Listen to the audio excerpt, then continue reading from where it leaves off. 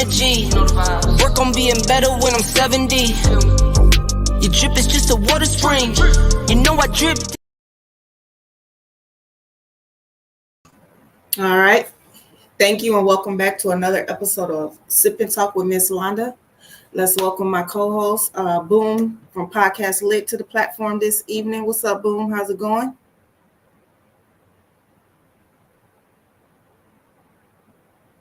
All right, and let's welcome. My bad, I'm on mute. I ain't know I was on mute. I'm good. How about you? How you doing, Miss Londa? I'm doing good. Does it sound muffled to you? No, I can hear you well. Do I sound muffled? Okay, it sounds good. All right. And let's welcome Queen Lo. What's good, Queen Lo?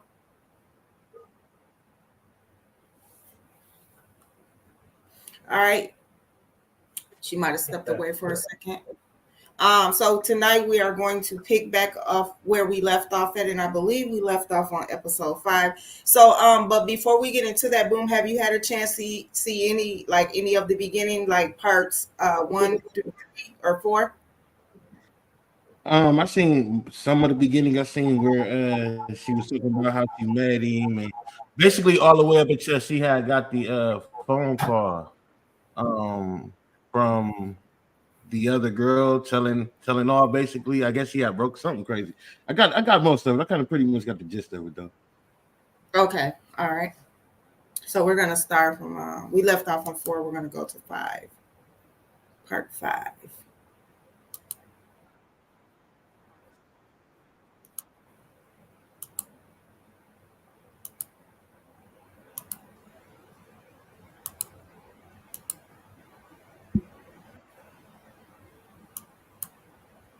Was more than SAG. Let's put some respect on the red flags. It was the parade of nations that you see at the Olympics. So, Kelly, good question. Kelly, I saved enough money to be able that I talk about when I moved, I got rid of everything. So I was literally able to move and start over. So I had done pretty good in the savings. But yeah, I had done pretty good in the savings. When am I coming to London?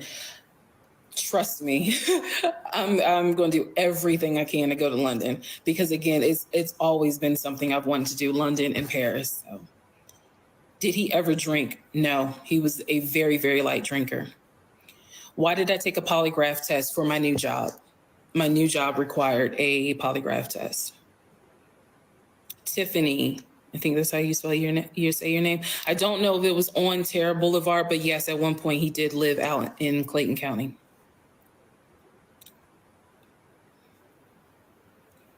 What about the refusal to show evidence? No, he was never physically abusive. The refusal to show the evidence to the realtors, and really, I can only use Scott as an example. The part that I don't know if it's resonating with people, and by the way, if you're in this live and you are a realtor or you work in real estate, I would appreciate, your feedback. I do understand after seeing the comments that what should have happened is that proof of funds and his pre-approval letter should have been shown to the realtor before we ever saw a house. I believe that because it was COVID and certain agents were trying to get a sale, I believe that's why we saw houses before the due diligence of, hey, let me get your paperwork was done. But again, I believed what I saw. Whether it was smart, dumb, I accept that, but I believed what I saw, which is I saw this man say, I have the money to buy this house in cash. And I saw a professional say, okay, here's the offer. Go ahead and sign it. You guys send it back to me, and then I will send it over to the sellers. And that's exactly what happened.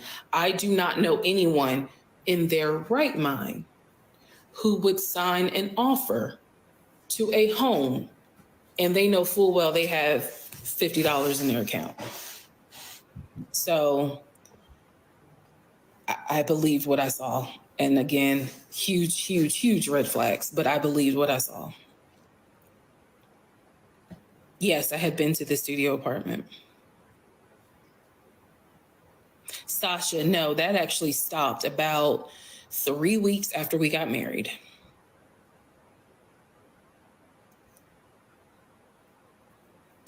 Okay, how does your job? Good question. I don't talk about so for the people who don't know, I usually go live twice a day on my commutes and on my way home, but I don't talk about my job at all. So,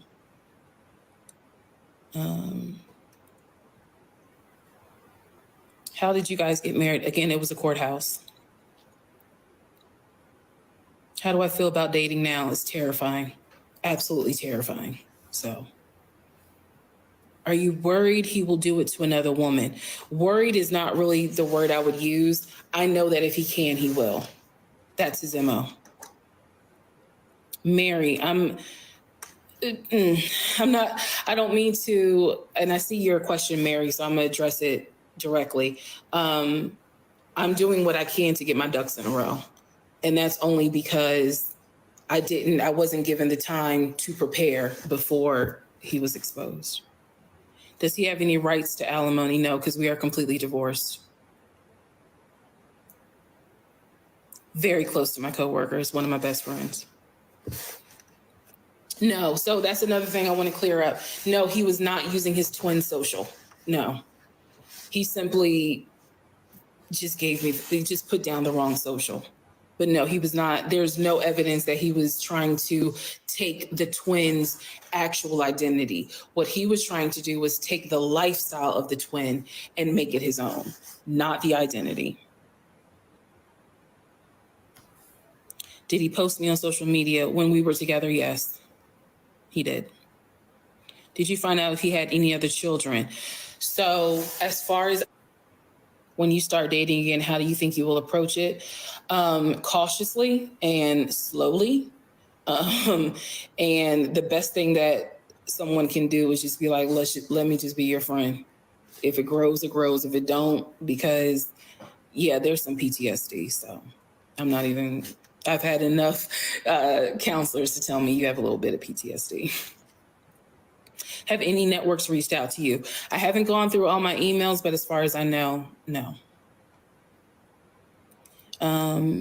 Robbie. So again, in terms of the marriage license with the wrong social, it was not enough in the state of Georgia for me to get it annulled. Thank you, Sunshine, because I claim that in Jesus' name. Yeah, it was not enough to get it annulled in this state. Did your family or friends ever have any suspicions? Yes. And I really didn't want to hear it. So I didn't tell them what would have even brought more suspicions because I didn't want to hear it. So I'm just being honest. That's one of the things. I don't feel as though, it glitched at the children's question. I don't know how to save the live. So if I figure out how to do it, I will, sure. No, he is not. So let me say this as well. He has not tried to reach out to me at all, and he should not. He should not, and no one should reach out to me on his behalf. So, okay, if it automatically saves, then yes. Did he have kids? No. No evidence that there's kids. Nope, he never played football. Who was the other wife on the obituary? I think you're talking about the first wife. I never did more research into her. All I needed to know was that she existed and that there was a marriage. And so once I found that out, I kind of let that go. Do you think he believed the lies he told?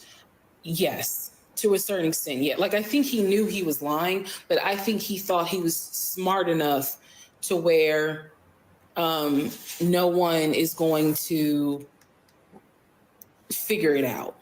That's what I think. He thought he was smarter than everyone. And I said this to some people, but him getting that knee injury, which again, I don't know what that was, but the knee injury and him being a stack of red flags. It was more than a stag. If we're going, let's put some respect on the red flags. It was the parade of nations that you see at the Olympics. So, Kelly, good question. Kelly, I saved enough money to be able that I talk about when I moved, I got rid of everything. So I was literally able to move and start over. So I had done pretty good in savings. Sounds like it started back over. Okay. Yeah, I had done pretty good in savings. When am I coming to London? So far, do you have any comments, or do you want to just go to number 6? Or does anybody in the comments have any thing they would like to share before we go to number 6?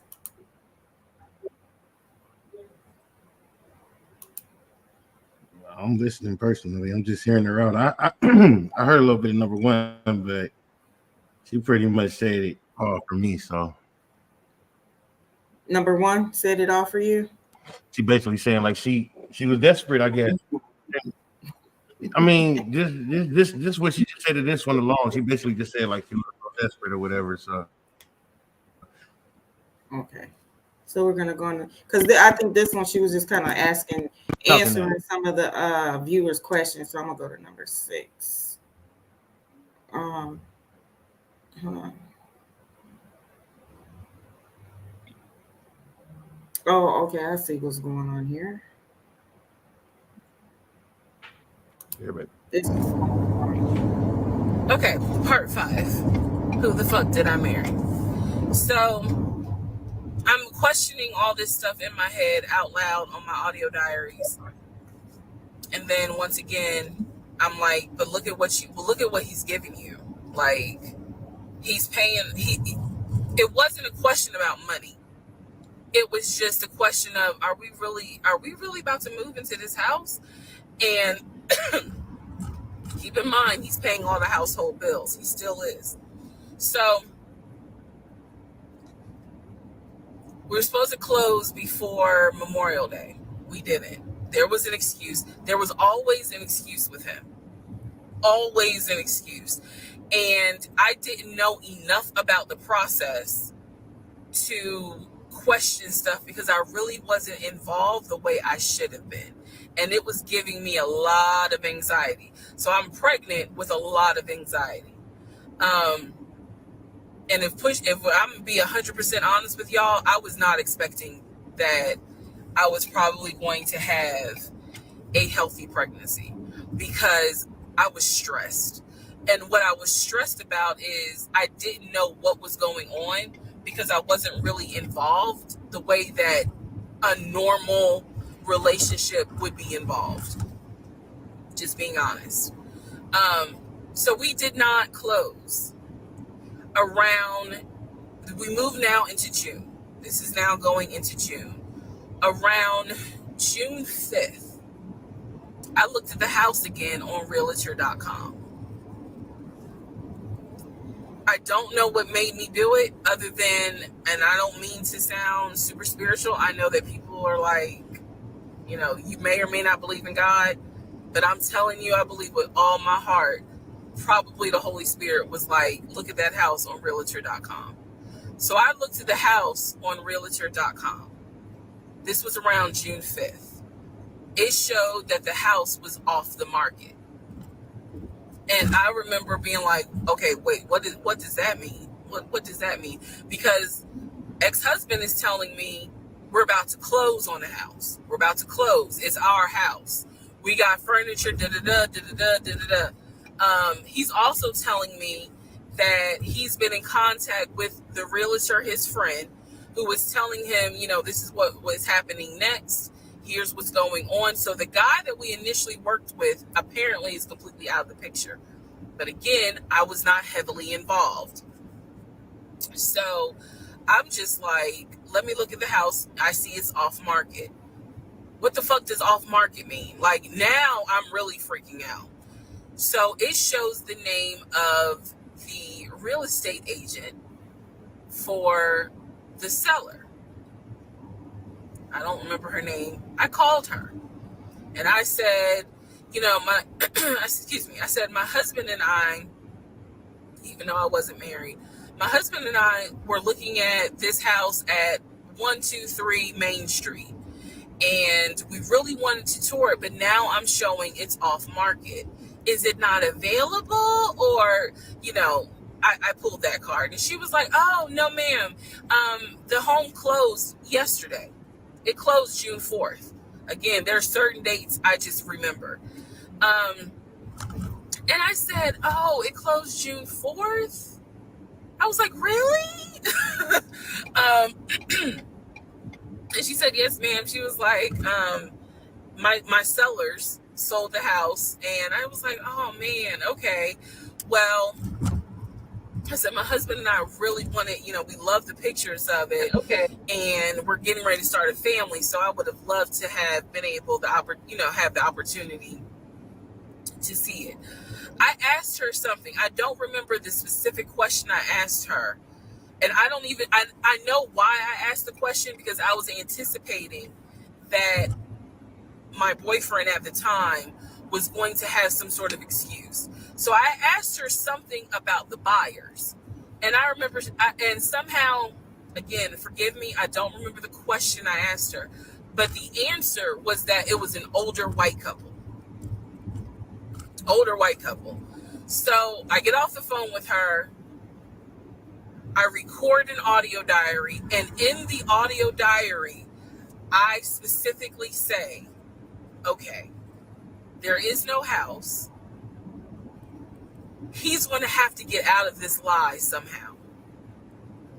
Because now I realize, at the very least, he was lying about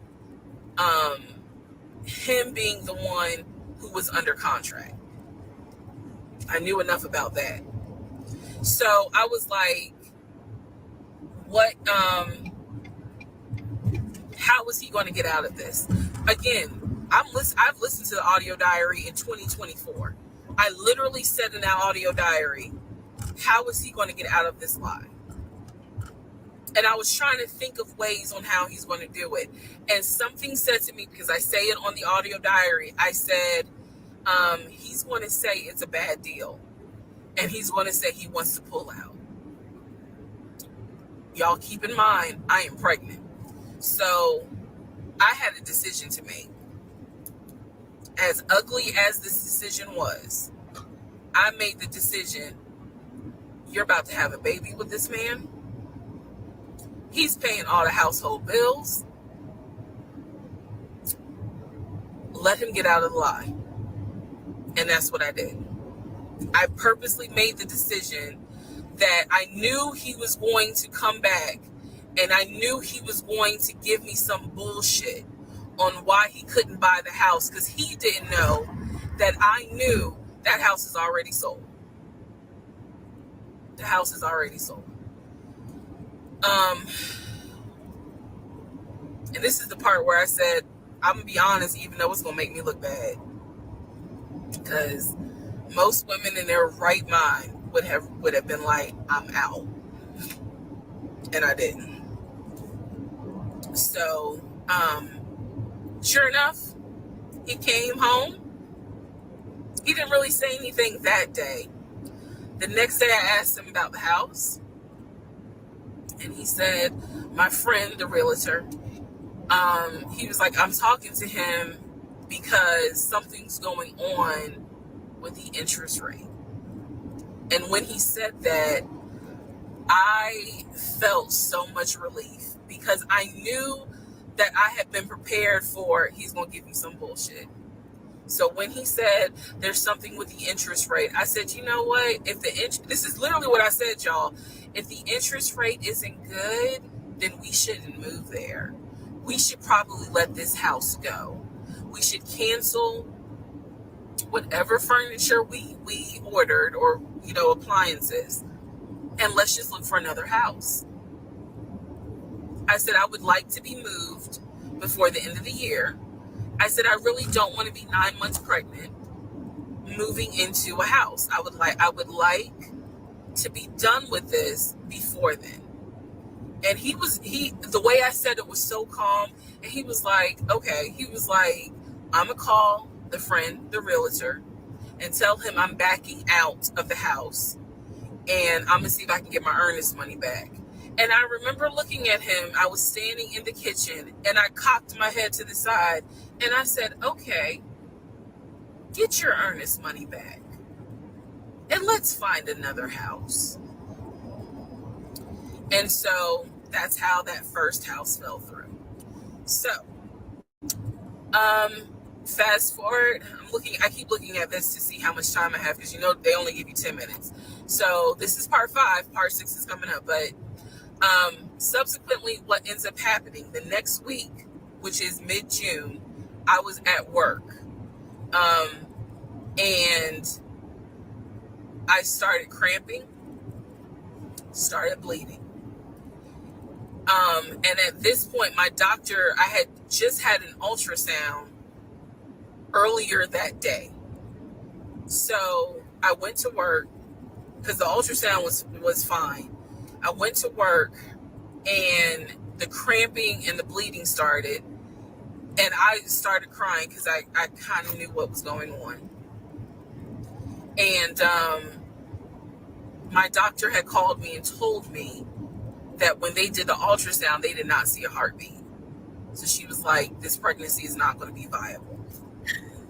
So I'm crying, hysterical. And now we're going to get into part 6.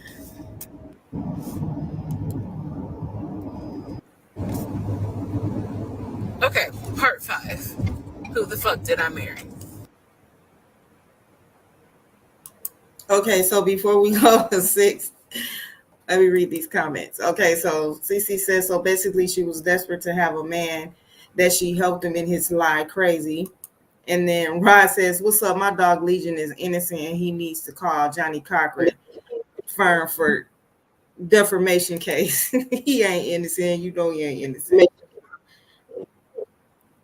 Do you have anything to add, Boom? I'm probably Johnny Cochran. Why ain't he innocent?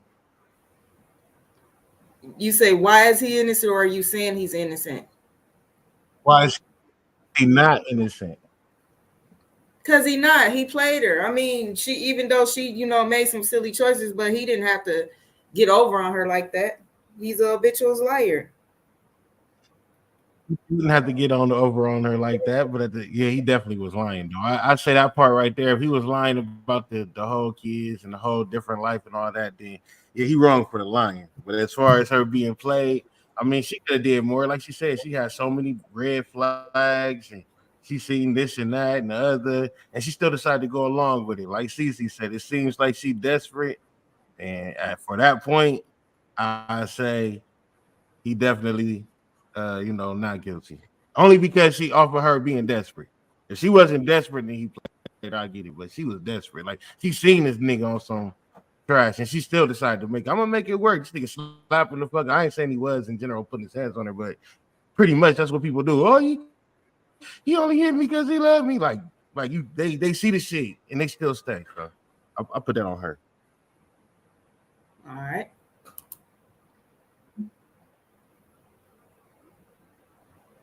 Where is? Okay, so this is part 6 of Who the Fuck Did I Marry? So where we left off.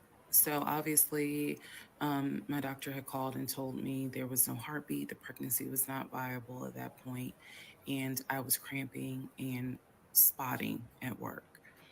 Went into my best friend's office and immediately started crying. She was like, what's going on? And I said, I told her what the doctor said. And she grabbed her keys, grabbed her purse, and was like, let's go. I'm taking you home.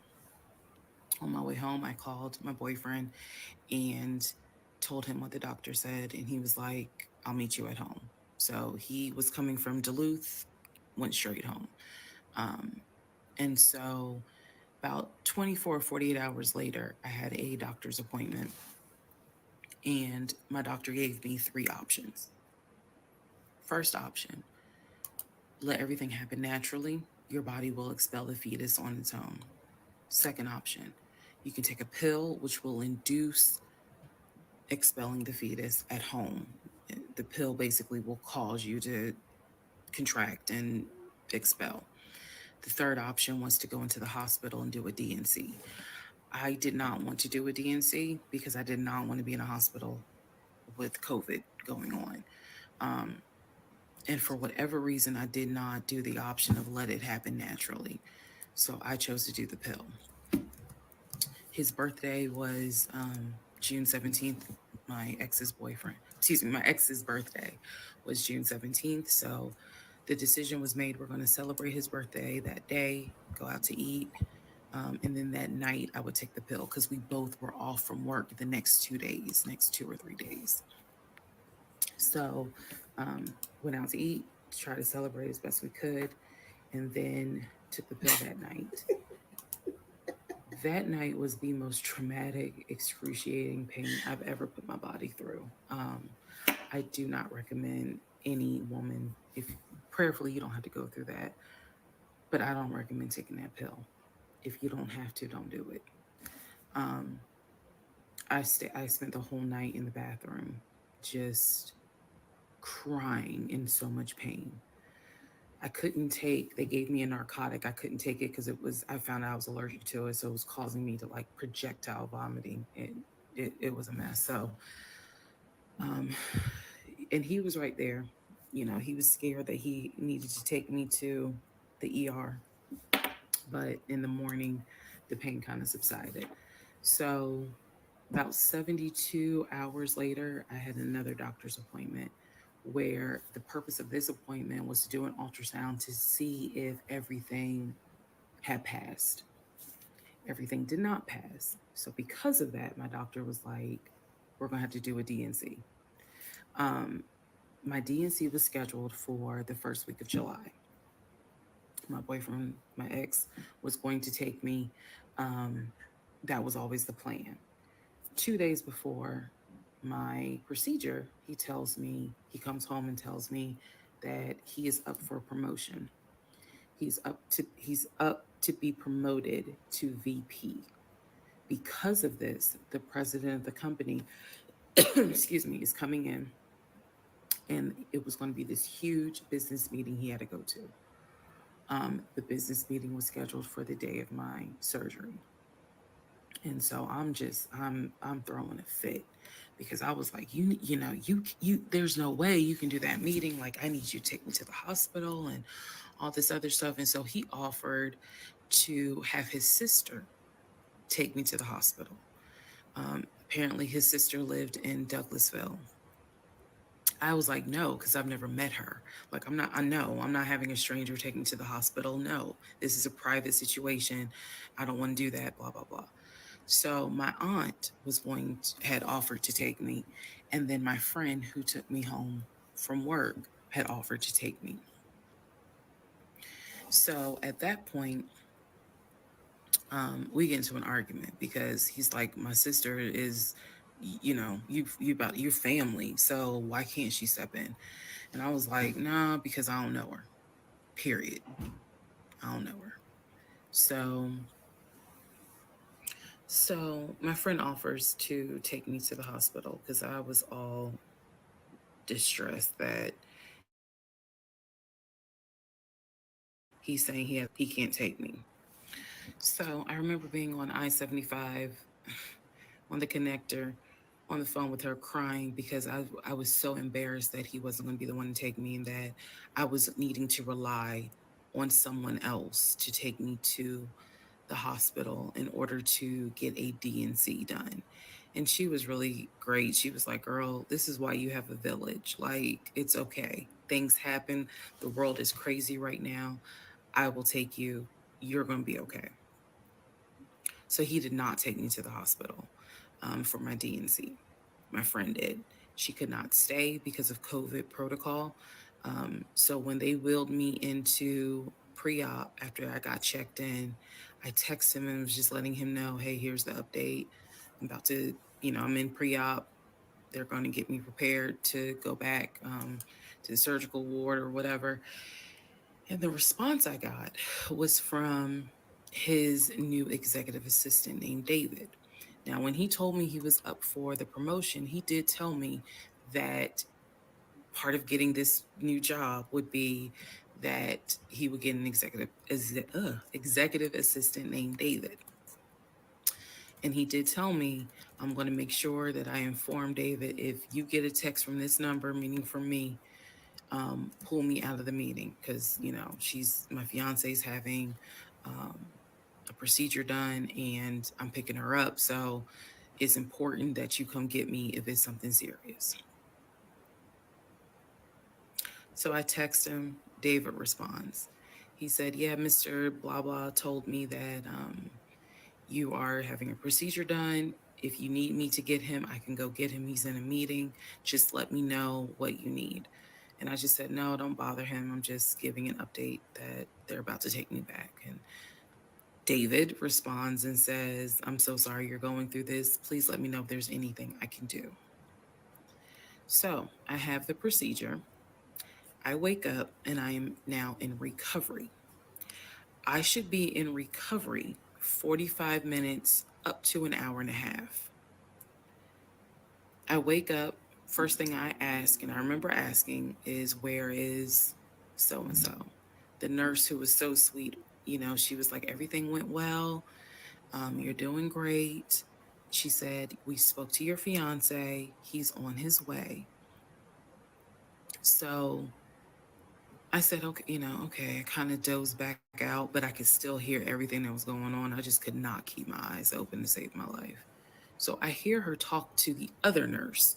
And that's when she said, yeah, Dr. So-and-so called her fiance and his executive assistant picked up. And the executive assistant said that he was in a business meeting and that, you could relay to him what you need to say, and he'll tell the fiance. And my doctor was like, hell no, HIPAA, I need to speak to him. So apparently my fiance called the doctor back about 30 minutes later, and the doctor informed him she'll be ready to be discharged in about an hour. You can make your way and come pick her up. He said he was on his way. He was on his way from Duluth to Atlanta, which is not a huge distance, but the time of day, one thing about Atlanta, there's always traffic. So he should have been there within the hour. I should have only been in recovery an hour and a half. Let's go to the next part. Okay, so this is part 6. Okay, so what do you guys think was going on here? Why he couldn't? I mean, she was pregnant with his child. She was going through a miscarriage. Why do you guys think he couldn't be there? Like, really? And do you think the lady that he said was going to have her take to the hospital was really his sister? My mama saying no. I don't know, man. Go ahead, Ms. Wanda. You mean Vonda? You say Vonda? VONDA? I'm sorry. Go, Ms. Wanda. Hey, I don't know what he was doing. Maybe he got stuck at work late. I mean, he was still communicating with the doctor, so. I mean, I would assume he was doing something. I don't know who that lady was. He had a good story to tell, but I mean, I'm just wondering what he told her when he showed up like 3 hours late, I don't know. But what she said to him, because I wouldn't have liked that personally. And that's pretty disrespectful. So I think that he didn't have no concern really about what was going on a little bit, unless he wasn't able to come, period, so it just depends. I think if he was really at a job and he told them what was going on in that situation, I think they would have let him leave. So I personally think he was up under something that he shouldn't have been up under. Look, on the man's side, Here come Johnny Cochran. from a man's side, I guess. Listen, traffic is crazy in Atlanta. I was just down there maybe a year ago, maybe a year ago. Yeah, a year. Did you just say traffic? Something like that. I was just down there, and Man, listen, you got all them trucks. They don't know how to drive. Man, it's crazy. And it just depends on the time that he was, on his way there. Like she said, she even said it. You know what I'm saying? But she said it should have been with hours. Now, where did she say he was coming from? Because I think I heard Douglasville earlier, but I don't know if she said another place after that. She said this supposed sister lived in Douglasville.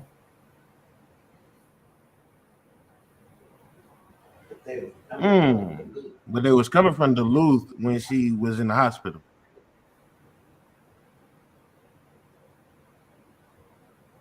So we're gonna blame it on traffic, though. I don't know. That's what I'm trying to figure out. I mean, it's all okay. Well, then where was he coming from? Did he have to get off work? Did he have to get let go? Did he have to talk to the HR before he left? You know what I'm saying? It's all kinds of shit. Did he have gas in the car? Maybe he went to work. He had like his tank was on E, and he knew he was gonna stop and get some gas when he got off work. But this happened. It's all kinds of reasons. Okay. I'm just wondering, to answer, I'm just wondering, was he able to get that other lady to lie for him? Like, who would lie for a person knowing that they had that situation? If she was lying, that's the only part that's kind of like, what lady gonna lie? I'm not, you know what I'm saying, who feel comfortable with doing that? You know, he paid her $50 here, say what you gotta say, was this, what kind of woman was he really with? That's gonna, gonna say that script. Okay, so Miss Sneed, basically this is a woman who met a man on the dating site. They started talking. They pretty much moved in like real fast within a week or two. And he just turned out to be a habitual liar. Like, as the story goes on, you're going to hear the lies and the more lies and on top of more lies. It's like 52 episodes to this. We're not going to do all 52 tonight, but it is 52 episodes to this. And he just, I don't even understand how he went on that long. When you add all that in, you got a point, right? But at the same time, it's kind of hard for me to sit up here, you know what I'm saying? And I have no choice but to play devil's advocate. So I'm gonna rock with y'all, but just understand I have to. I have no choice. You understand? So what are you playing devil's advocate on, though? That he's not lying about all the shit he's lying about? This man, no.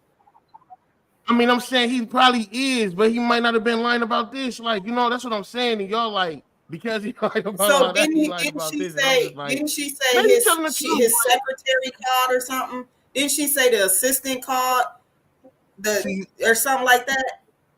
Okay, so if he lied about everything else, why wouldn't he be lying again? Why wouldn't he be lying again if he didn't lie about everything else? All right, so if I'm his lawyer, we probably gonna lose, right? We probably gonna lose. But what I'm saying is, I gotta play devil's advocate. All right, so let's go.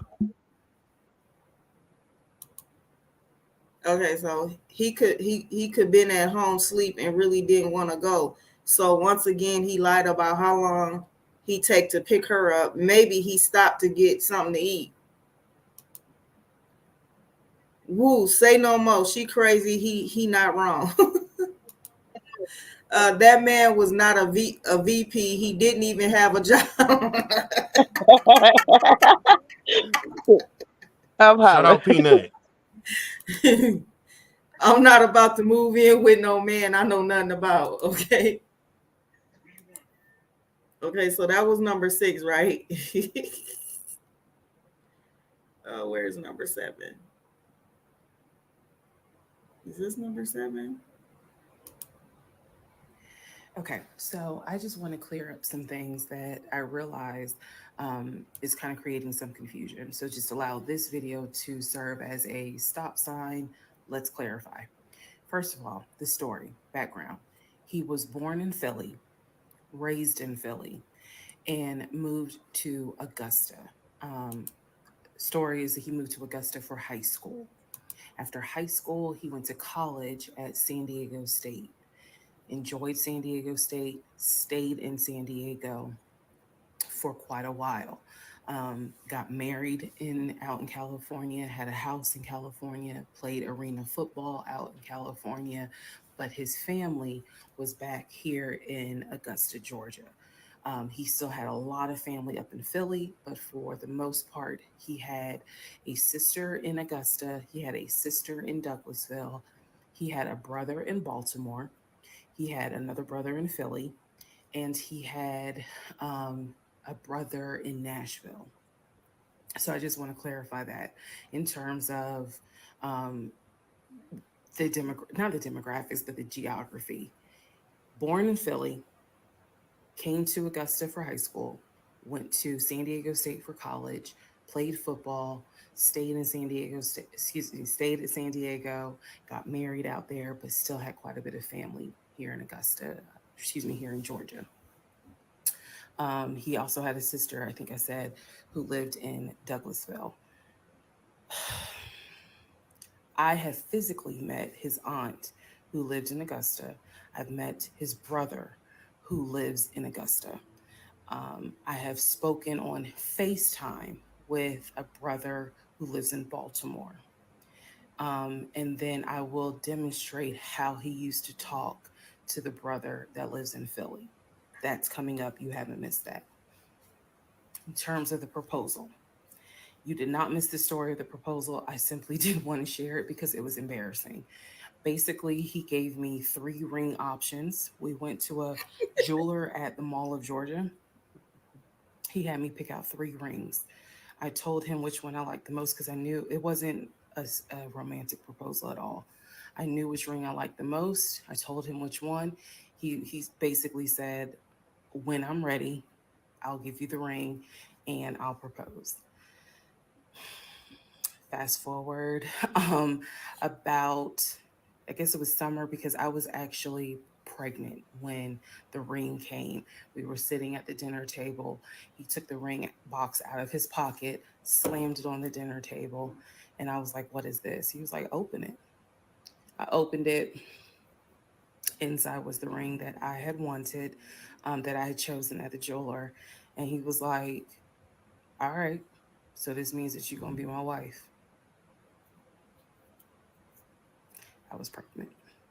So again, when I asked y'all to give me grace, it's because there are certain things that's just like, girl, what was you thinking? Trust me.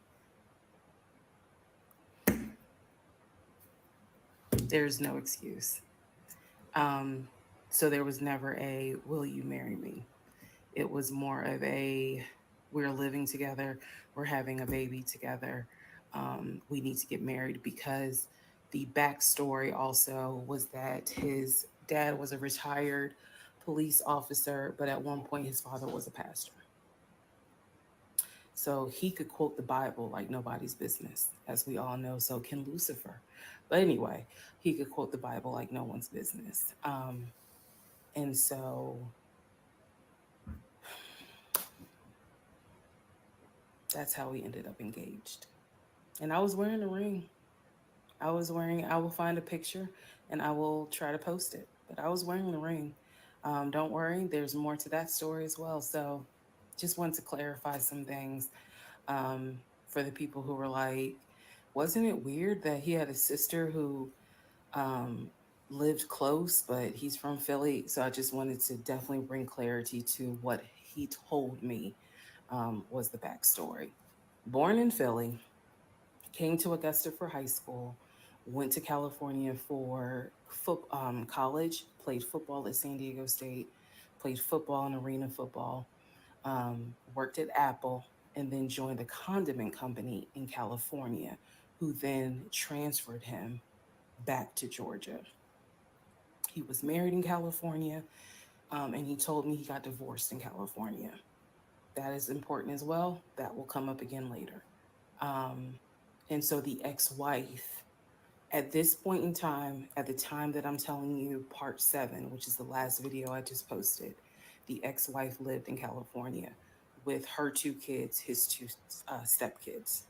The 2 stepkids were 17 and 20 or 21, but they were that age group. And he was saying that he was very close with them. So he wanted to keep a tight relationship with them. And he talked to them, if not every day, every other day. When I say, when I say this, I need y'all to understand. When I say that he talked to someone, it means that he was on the phone in front of me talking to the person. I hope that, because I will touch back on this. He was on the phone in front of me talking to the person. So he talked to his siblings every day. He talked to his aunt almost every day.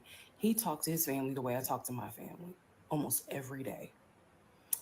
And again, I will demonstrate how he used to do the phone calls. I will also demonstrate how he used to do the work phone calls, because he called me every single day from work. And he would talk to people while he was on the phone with me. And I could hear people in the background. But that's a whole nother part. So again, buckle your seats. I promise I'm reading your comments, I'm reading your questions, but I wanted to bring this video just to clarify some stuff. Hopefully this helps. And honestly, I know people are fascinated by this, but more than anything, I hope that there's a woman watching this and she's saying to herself, okay, it's time for me to ask some questions. That's my hope. Okay, so I just want to clear up some. All right. Any comments?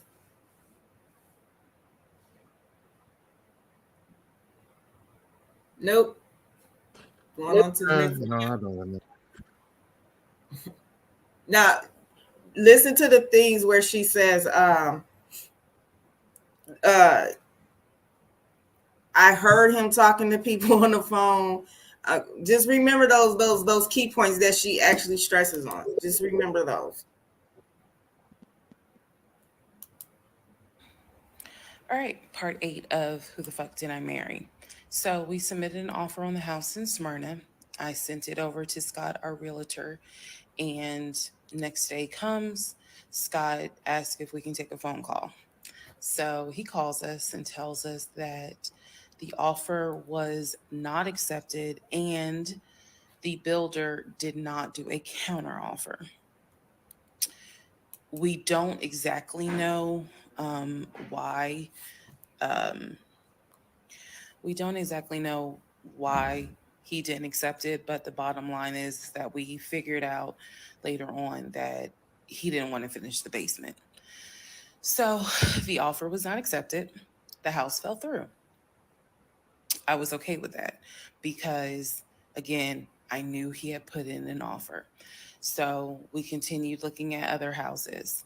We found another house in Smyrna that he really liked. I thought that it was way too big for just the two of us. And so the price of this home was much higher than the $750,000 that Chase had approved for the mortgage. So what he explained to me was that he was willing to do the $750,000 mortgage, and he was also willing to put a significant amount of the money in savings on the house, which meant that he was now comfortable going from $750,000 up to about $900,000. Again, his whole explanation was, I have the money where I can put down a substantial down payment, bring down the price of the home, and then basically mortgage the rest of it.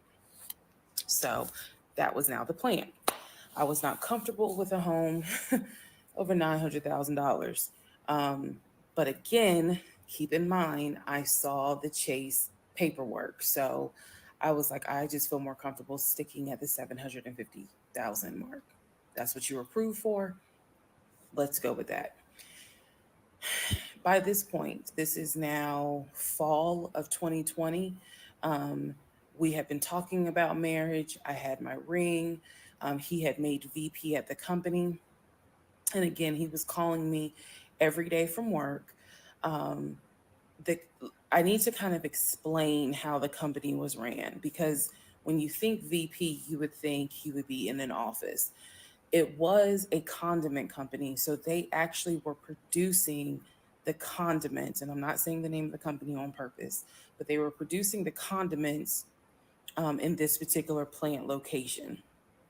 So a lot of times he would simply tell me that he walked the floor, checking in with his subordinates, basically. Now, how did he go to work? For the most part, at this point, he left before I woke up. However, pretty much he wore dress pants, kind of like a dark navy blue cargo pant, and he had a polo shirt with the company logo on it. What I saw a lot of times is that he would not wear the polo shirt to work. He would wear like a company t-shirt. He would wear rubber sole shoes and the navy blue cargo pants. I didn't think it was a uniform, but it reminded me of what someone would wear when I worked at Amazon, if you're going to be doing manual labor. He didn't go to work sloppy looking at all, but it definitely was not suit and tie. Nowhere near suit and tie. It is fair to note that outside of work, he was a man who he loved to dress. He loved to wear the latest Jordans. He loved to collect watches. He collected a lot of Invicta watches. He loved to collect hats. He wore hats, baseball caps everywhere because he didn't like the shape of his head. So in terms of how he dressed casually, the man, he could dress. In terms of how he dressed for work, yeah, he didn't dress like a VP. But his excuse was, I'm constantly walking the production floor, and I can't be in a suit and tie walking the production floor where they're creating the condiments that we're selling. So by this point, again, this is fall. We're still looking at houses. We're still touring houses as much as we can because it is COVID. We had found another house that we really liked and a house that I really, truly wanted to put an offer in on. This was now going to be the second house that we put an offer on. He put in the asking price, I believe, was about $700,000. He put in under asking an offer for about $650,000. I'm guessing, but I'll try to find the house and put it on the story. The reason that house fell through, we found out that the home was sitting on a septic tank. We found out that the septic tank had an issue, and it would have taken about $15,000 to $20,000 to fix the septic tank. The sellers were not willing to fix the septic tank. Personally, I didn't really care for the house that much. I'm the one who was like, I don't really want it. So even though we put an offer in, we had 24 hours where we could pull our offer back. And so we did. Once we found out, I believe it was in the disclosure. And if you're a realtor, please feel free to tell me if I'm using the wrong terminology, but I believe it was in the disclosure that they told us the septic tank needs to be replaced. That's when I was like, nah, I don't want that house. So we pulled out. The house fell through. And so I was fine with it because, again, I was heavily involved. I saw him sign the offer. I knew every step of what was going on. Our real estate agent, Scott, was amazing, but you will see when I get to it where he made a mistake as a real estate agent. So house number 2 fell through. We then moved on, saw a few more houses, and then we get to house number 3. I'm going to pause talking about the houses because now I need to introduce what happened with the cars. Stay tuned. All right, part 8 of Who the Fuck Did I Marry? So we. Any questions on that video? Are you asking about what the lady was talking about in the video, or are you talking about the live? Are you asking, are we doing a live reaction?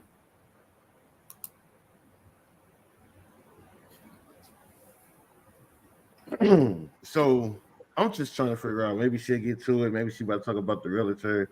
Maybe she's about to talk about the banks. But I'm just trying to figure out how is she not like seeing that this man is not able to, afford these things. Now she said he had a job. I guess from what I'm seeing everybody else say he ain't have a job, but she's saying he had a job. She just didn't know maybe what it was. I don't know. I'm kind of lost. I'm just as lost as her at this point. So he told her that he was a VP of a condiment company, but she's just saying like when he was leaving to work, he wasn't wearing VP clothes. He was sound like he was wearing Subway clothes in my eyes, cargos with the polo. But by this time, we had part number 2. I mean, we had house number 2, right? Yeah, we're about to get house number 2. Okay, so I still don't like. Okay, he telling her all these lies and stuff all the way from jump, and we done made it to house number 2. Like as far as if I was his lawyer, I would really have to blame her, right? So I get all the lies and all these things, but a person ain't gonna let you take them so far as you let them, right? So yeah, that's true. But it's if you listen to her, at this point, he's just like shit. Give this to work. It sounds like she kind of was a little bit somewhat lying with him, because if you listen to her when she talks to certain things that she stresses on. Again, I saw the Chase letter. Like, girl, stop talking about that damn Chase letter. It's fucking fake. Just stop. Like, give it up. Yeah, and for this one, they said that the septic tank was bad. So in the Truth in Housing report came back, or the disclosure, whatever, it came back and said that. So I don't know if this one was his fault. All the way. So. No, if you look at a house and there's something wrong with it, you don't want to take on. You can like say you don't, you know what I'm saying. You could pull out. Yeah, so with the septic tank, if that was true, I definitely would have pulled out. Yeah. So this one, I guess this one kind of like is just things that happen. So I guess this is probably why she was comfortable to probably do another house, considering that this was. But I agree with you guys as far as like, if he's not looking like he works the job that he says he works the job, and then she says he has all these Hess and Invicta watches, but Invicta watches are nice watches, but they're not like super expensive watches. They can be, but if for someone that has like $600,000 in the bank, you think that they have kind of like higher price. Rolex. Yeah. What you finna say? Something else, Boom?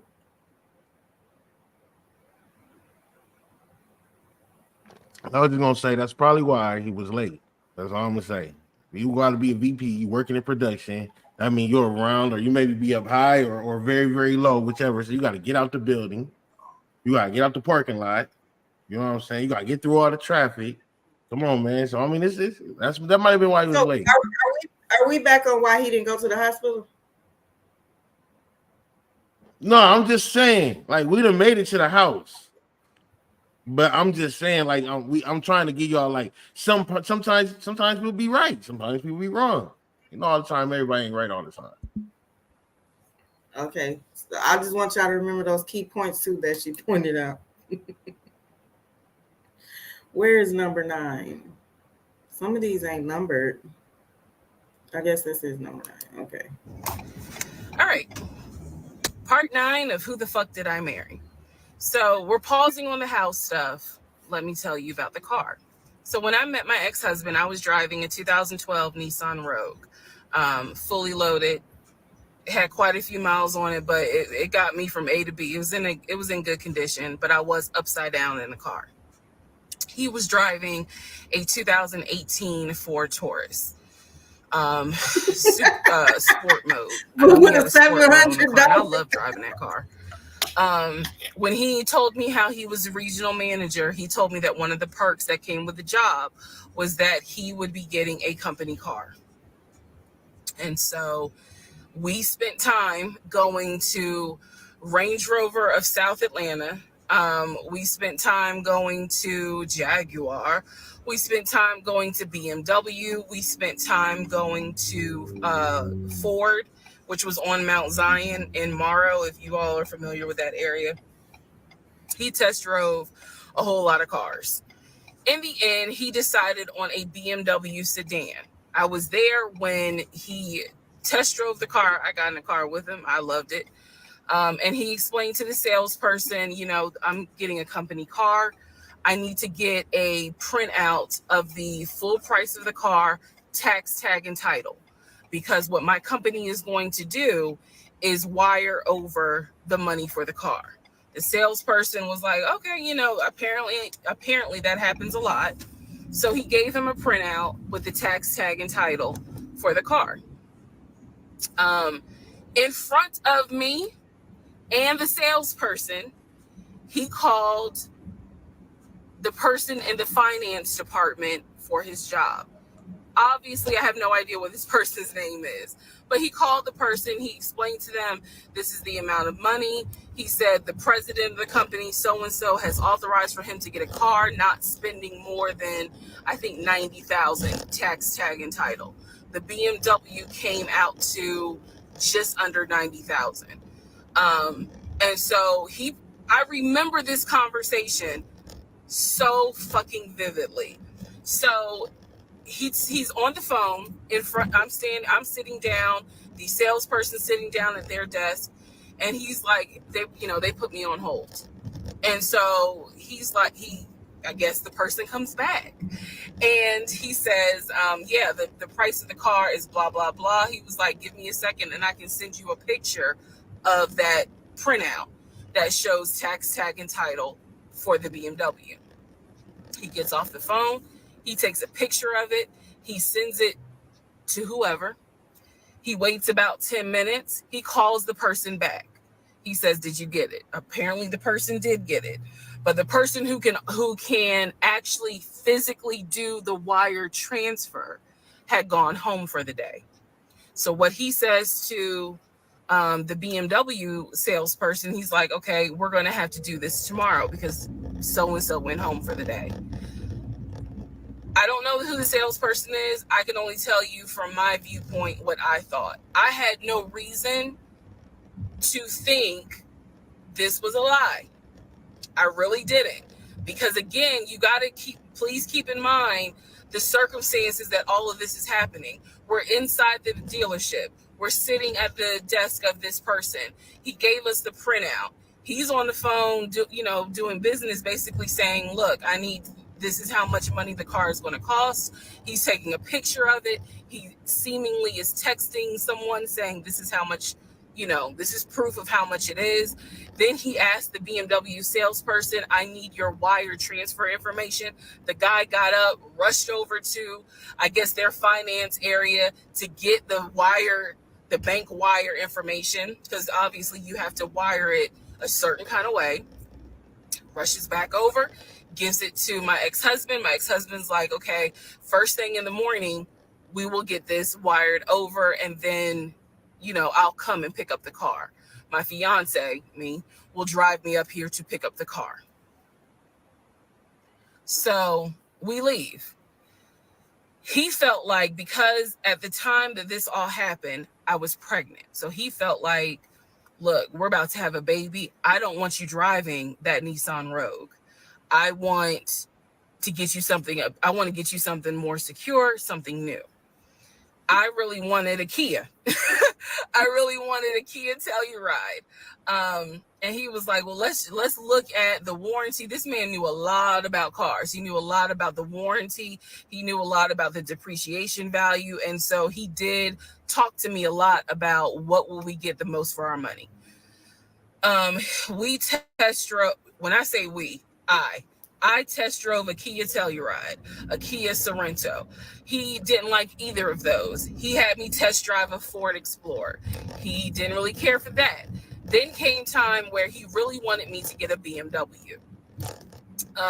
He really wanted me to get a BMW X5. So he took me to Global BMW Imports, which, if you know anything about Atlanta, it's off of Cobb Parkway, but you can see it off the highway. I believe 285 is where you can see the Global Imports BMW dealership. He took me there. He had me test drive an X5, an X6. He also had me test drive I think I'm gonna get the numbers wrong, a 525, which was a sedan. I did not like that. I wanted an SUV. I loved driving the BMW. He also had me drive an M Series, test drive an M Series. So he was very adamant that I should get a BMW. The reason being is because, according to him, he had a BMW in California when he lived in San Diego. He had a BMW that he loved. It was a white BMW. He showed me pictures of the BMW. So he showed me pictures of this white BMW that he had, and unfortunately, the car got totaled about 2 months before he moved to Georgia. So he had received money, not a lot, but some money to get another car, and he used it to get the Ford Taurus because he was like, I just need a car that's going to get me from A to B until I get into a house and I'm much more settled. For him, he was like, I'm really giving myself 60 days to get settled here in Georgia after moving from California. But then he met me. Again, that's the story. So he had me test drive the BMW. So much so, I loved the BMW. Loved it. I wanted a dark blue BMW with cognac interior. I wanted an X5, and I wanted an M Series. So I can clearly tell y'all that's exactly the car I wanted. We were online looking for that particular car because not every dealership had it. I was okay with a black BMW if needed. But I really wanted dark blue, and I really wanted that cognac colored interior. So he felt like, I want you to consider all of a sudden an Audi Q8. Let's just see how you like it. If you don't really like it, then we will go back to the BMW. I cannot tell you why he switched up. I can't. But I can tell you he took me to an Audi dealership on Peachtree Industrial. He test drove an Audi, and I test drove an Audi Q8. I loved the Q8. Loved it. But I was tired of test driving cars. By this point, I had test driven so many cars. Our weekends were spent either looking at a house or test driving cars. And I was picky, I will admit that. So he had me test drive the Q8. I really liked it. I finally just told him, look, I'm good with either the BMW or the Audi, because I'm tired of test driving cars. He told my family he was buying me a new car because, keep in mind, let me let y'all know. He had met my family initially on Zoom because, again, we were locked down. He had met my family.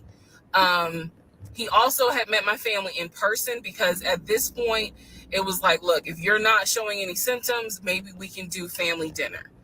And so we had. So he had met my family in person. And now we will go ahead and move towards part 10 of this series. All right. Part 9. Okay.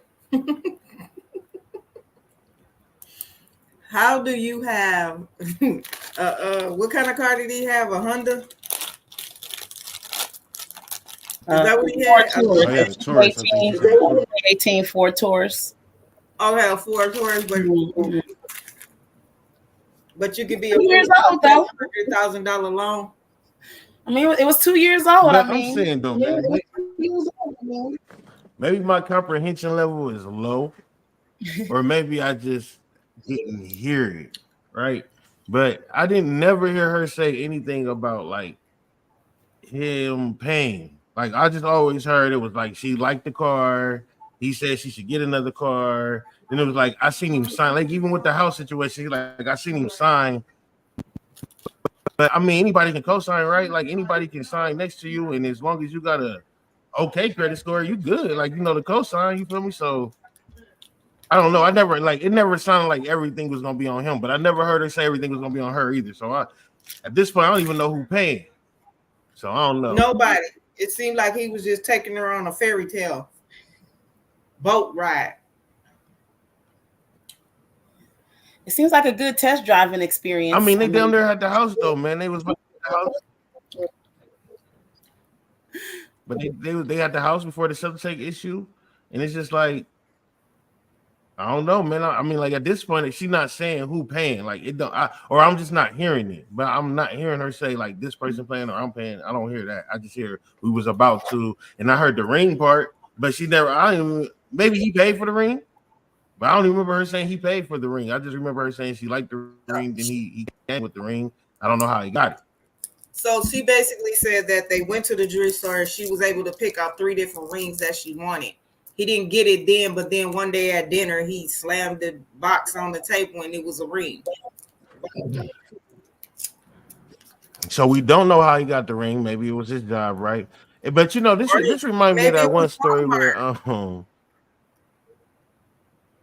you get a Walmart ring for what, $50? This reminds me of that one story where dude got out of jail and he had got with an old girl, and I don't know if it was just like for the money or whatnot. I don't even remember their names or nothing, but he had got with her and shit. And she had bought him like all this crazy ass shit, bought him some steaks and food and shit. I don't know. This just remind me of that story though, man. Are you talking about Love After Lockup? She was like a big girl. She had taken like to this fancy ass restaurant. Was their names Monique and Derek? It wasn't, I don't know if could have been. Light skinned skinny nigga just got out of jail. I think he ended up being gay, showing her his boyfriend or some crazy shit. I don't know. Yeah, I think you're talking about Love After Lockup. Monique, she was a heavy set girl too, right? Yeah. Yeah, that's Love After Lockup.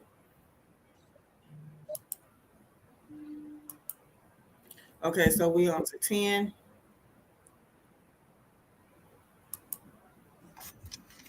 Okay, part 10. Who the fuck did I marry? Okay, had to sneeze. All right, so at this point, I had test driven all these cars. Kias, hell, he even had me test drive a Nissan Murano, but the main 2 were BMW and an Audi. He had told my grandfather he was getting me a car. One? He had told my aunt he was getting me a car. That he was going to, he was like, she's going to be my wife. I want her to be in something secure. Okay, so my family was really like, wow, wow, who knew that he had this kind of money? And so I hated the fact that he did that, because anytime he got around my family, here's another red flag to put in the United Nations of red flags. He would always talk about money, and he would always brag. I never realized it in real time. I didn't realize it until I was out of the situation. He always bragged about the fact that he could fight, the fact that he had money, and the fact that he played football. Those are the 3 things he always bragged about. Back to the cars. So I told him, I was like, pick one between the BMW and the Audi, because you said you buying it. So pick one. So this man chose the Audi. So he takes me to the dealership. I wanted a white Q8. He does give me the printout of how much it's going to cost, tax, tag, and title to get this Q8. Gentleman who's helping us gives him the printout.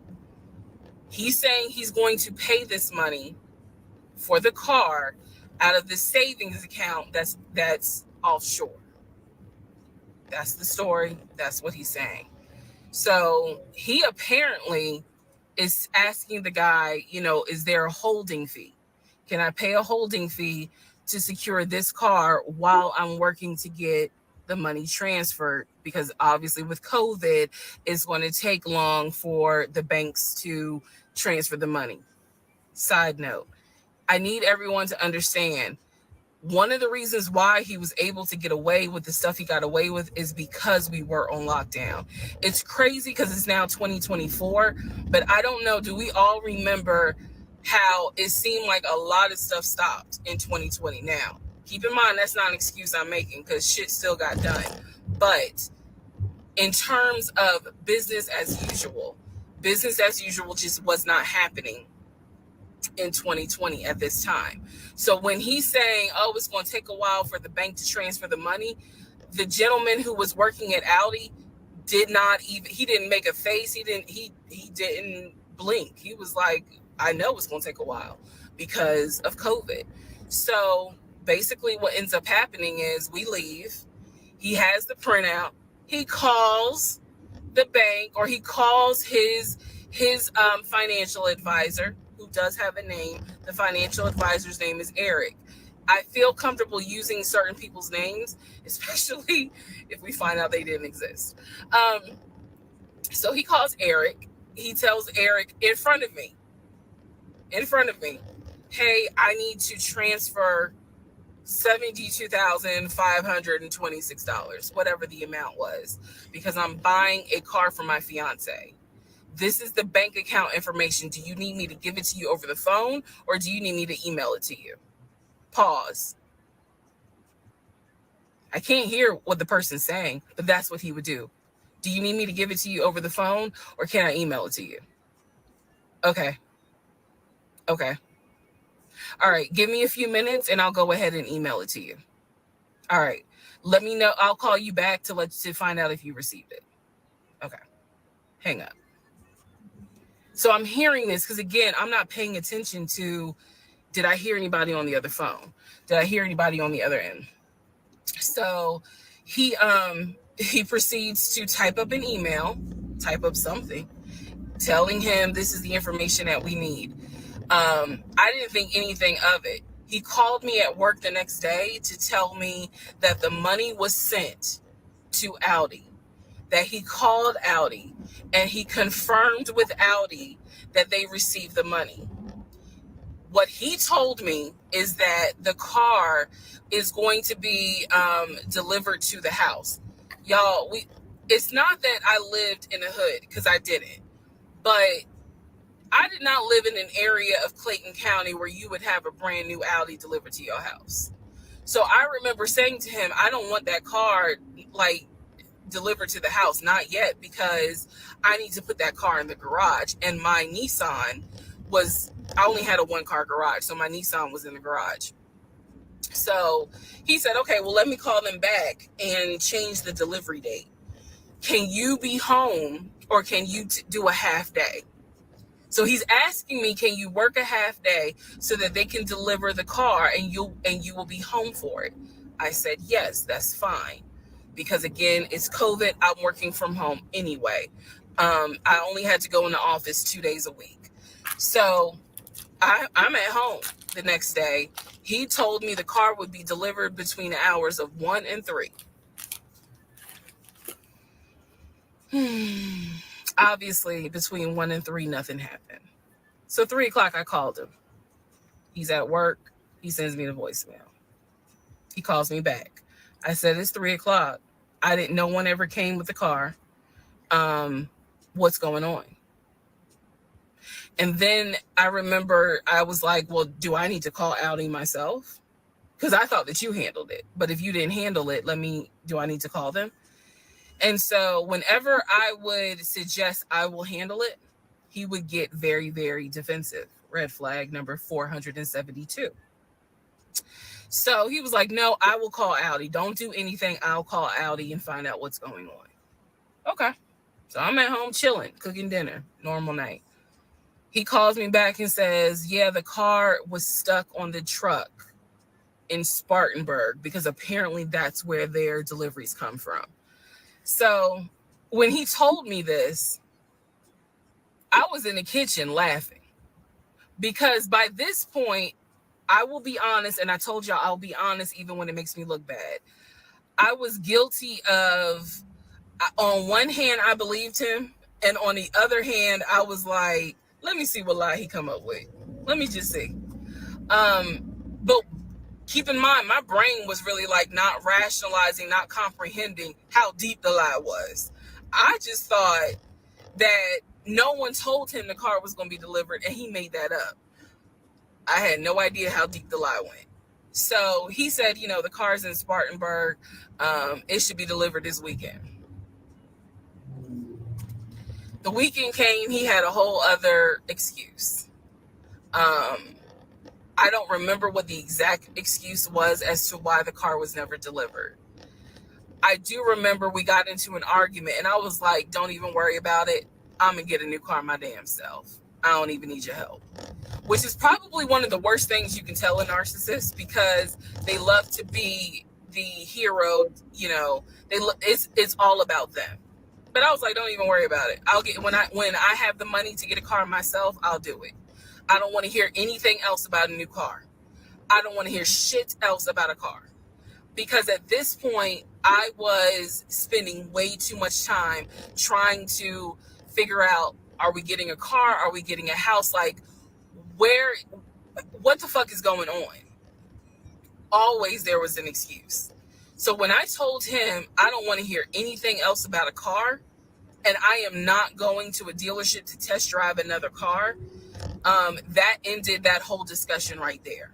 So this is where I'm going to interject what I believe was happening. I believe that my ex-husband is the type of person, he gets off, nut. He gets off on you being excited about something that he knows you will never get. So I believe that he enjoyed going to car dealerships. He enjoyed watching me test drive a car and get excited about it, knowing I was not going to get it. It is the level of cruelty. And again, I'm telling y'all stuff that I found out way later on. It is the level of cruelty that I still cannot comprehend.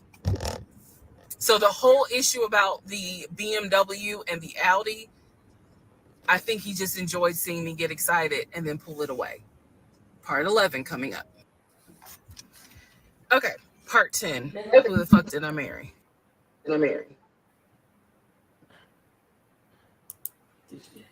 don't got the patience.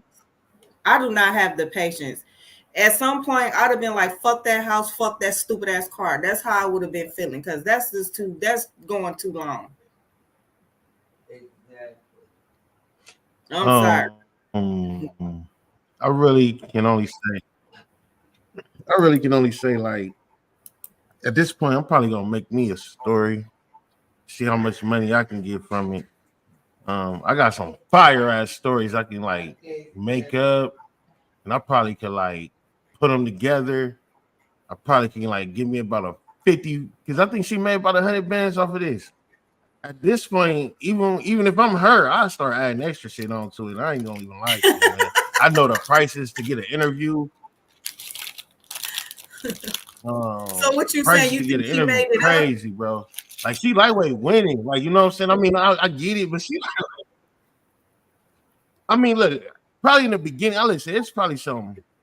I think it's some exaggeration in there, right? Because look, you gonna say, okay, he was getting off, whatever. Okay, shout out to that, because that was funny as fuck. But at the same time, you said right before that, red flag 467. You can't fucking tell me you weren't getting off. You was getting off to each and every one of them red flags. What the fuck is we talking about? I get what you're saying. So she was like down for, that's what I said. That's what I thought when the other night. I'm like, she kept saying that she was going to see how far he can lie in. It's like she was like in it too. That's why I said the same thing you said. I said, we should all tell our own story. Everyone should tell their own story. Because I was thinking, like, for real, she done did all of this. People have been through worse stuff, better stuff in between. All this dude did was lie, and you knew he was lying. It'd be different if you didn't know he was lying. Like, you knew he was lying. But the thing, she's like, she probably liked the test drive. And then she said, like what I said, and she clarified. I didn't even know she was doing it. She was stacking her money up. So when it came time to move, she was able to move. So she up and thought she get, she, like, I'm not saying she probably got played with her emotions and with her mind. Double pay.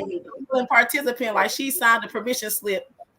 She went home to her parent in her mind and signed a permission slip to go on this trip. So I don't know.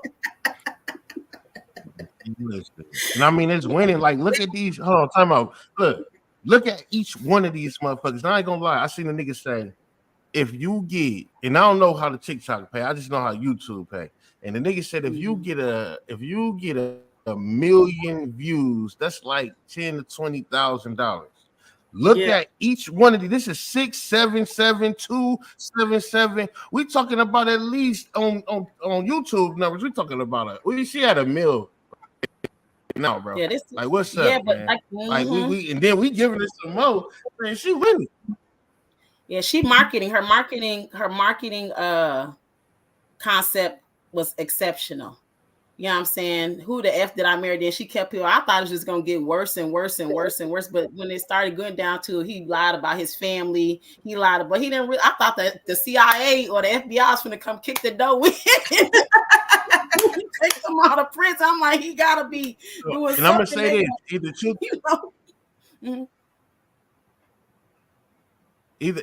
either two things about to happen, man. Either Tyler Perry about to sue her, or he finna pay her for making a movie. I'm telling you, those are two things that's about to happen. Either she stole one of his movies and made it into her own story, or is he finna make this into a motherfucking movie? Either way, it's about to happen.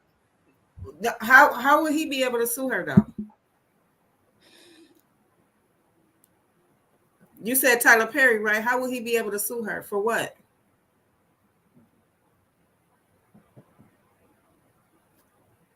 Are y'all hearing me? He finna buy her story from her. Is that what he meant? Because no, so no, so basically, pretty much like if she watched all his movies and then decided to make up stories off of the movies that he made, and now she making money off of it, that's kind of like copyright infringement. You took somebody else's story, made it your own, made money off of it, didn't give them their, you know what I'm saying, la la la. And the only reason why I'm saying that is because I'm saying the story do sound kind of fake or made up. And if I'm fucking getting, if my first story, part one, get me $20,000 off a million views, you better believe it's gonna be a part 50. You feel me? And by the time we get to part 50, it's gonna be some motherfucking exaggeration, because I ain't gonna lie to you, bro. Wherever you at, my nigga, I fuck with you, because your storyline is gonna be even crazier. Like if he come out with a storyline right now, just on the marketing level, bro, and he tell his motherfucking side, nigga, we gonna be right here doing the same goddamn shit about what he did. That's another $2-3 million, man. I'm telling you, I'm ready to tell a story. You feel me? And we can make one up, Miss Londa, if you want to. I'm with you. You know what? Because you know what? Like another person that came out like a few days ago talking about she dated him too, and she got almost the same story. So all you gotta do is get a couple of people to corroborate with your story, and then you know they just make it seem a little better, you know. Okay, so what we on, 11 or 12? 11. We on 11 or we on 12? We 11, right? Okay. Oh yeah, with the yellow. Okay, she got the yellow on. All right, part 11. So for this part, I'm just going to give you some backstory on the family. Pause all the stuff about the house, pause the stuff about the car. This is backstory on his family, my ex-husband's family. All right, follow me. My ex-husband's parents, mom and dad, are both deceased. Mom passed away from cancer. Dad passed away shortly after her. I'm not sure what he passed away from. So he has a number of siblings. He has two, with his parents, he has two brothers. One is older, lives in Philly. One is younger by 2 years, lives in Nashville. He has two sisters. One, Shantae, is older, lives in Douglasville with her husband and two kids, a boy and a girl. Younger sister, Kim, is the baby, lives in Augusta with her husband, Bobby Procter & Gamble. That was the story. He had two half brothers that were through his dad. One brother lived in Baltimore. The other brother lived in Augusta. The brother that lived in Augusta, I have physically met in person, shook hands, hugged, all that. The brother that lived in Baltimore, I have FaceTimed with, talked to him. The brother that lived in Philly, the older brother that he looked up to, I have never talked to him on the phone. I would always talk to him through my ex-husband. So the conversation would be like, hey babe, brother so-and-so said hey. He didn't call him brother so-and-so. We'll call him John. John said hey John. I would be in the bathroom doing my hair, brushing my teeth. Hey John. And he'd be like, did you hear? He said, how you doing? I was like, I'm good. How's he doing? Because that's just me. And so he would relay back and forth. He talked to John every day from starting around July after the grandmother passed away. He would talk to John every morning. We both would be getting ready for work and he would be on the phone with John. They would be talking for 30, 40 minutes, talking about football, talking about other siblings. They would be talking about cars. It was really like not a big deal. They would talk about the brother in Baltimore. They would talk about the brother in Augusta. And then they would reminisce. This is the conversations I could hear. Let me explain. When I say I can hear a conversation, what that means is I am physically standing near him or next to him where I could hear him with the phone up to his ear talking to someone, because it wasn't me. Okay. I may not hear the other person because the phone call may not be on speakerphone. But what I hear is, for example, I hear, hey man, what y'all doing? Oh, for real? Y'all barbecuing this weekend? What y'all making? Oh, that's what's up. Nah, I think me and her are gonna stay in this weekend because, you know, these numbers is looking crazy with COVID. Yeah, she over here. She's sitting right here. She watched the TV. Okay, hold on. John said, hey. Hey, John. You heard her? Okay. All right, bro. I just wanted to check in on you. That's the type of conversation I'm explaining. Okay, so I hope that gives a little more clarity about the type of conversations I'm hearing. So, I don't know why this light keeps going out. Okay, so that's how he would talk to his siblings. The grandmother passed away. He called me around April or May and told me that his grandmother passed away. His grandmother, on his dad's side, had died suddenly from COVID. She had symptoms. She went to bed and did not wake up. He was distraught. He was crying. He wasn't eating.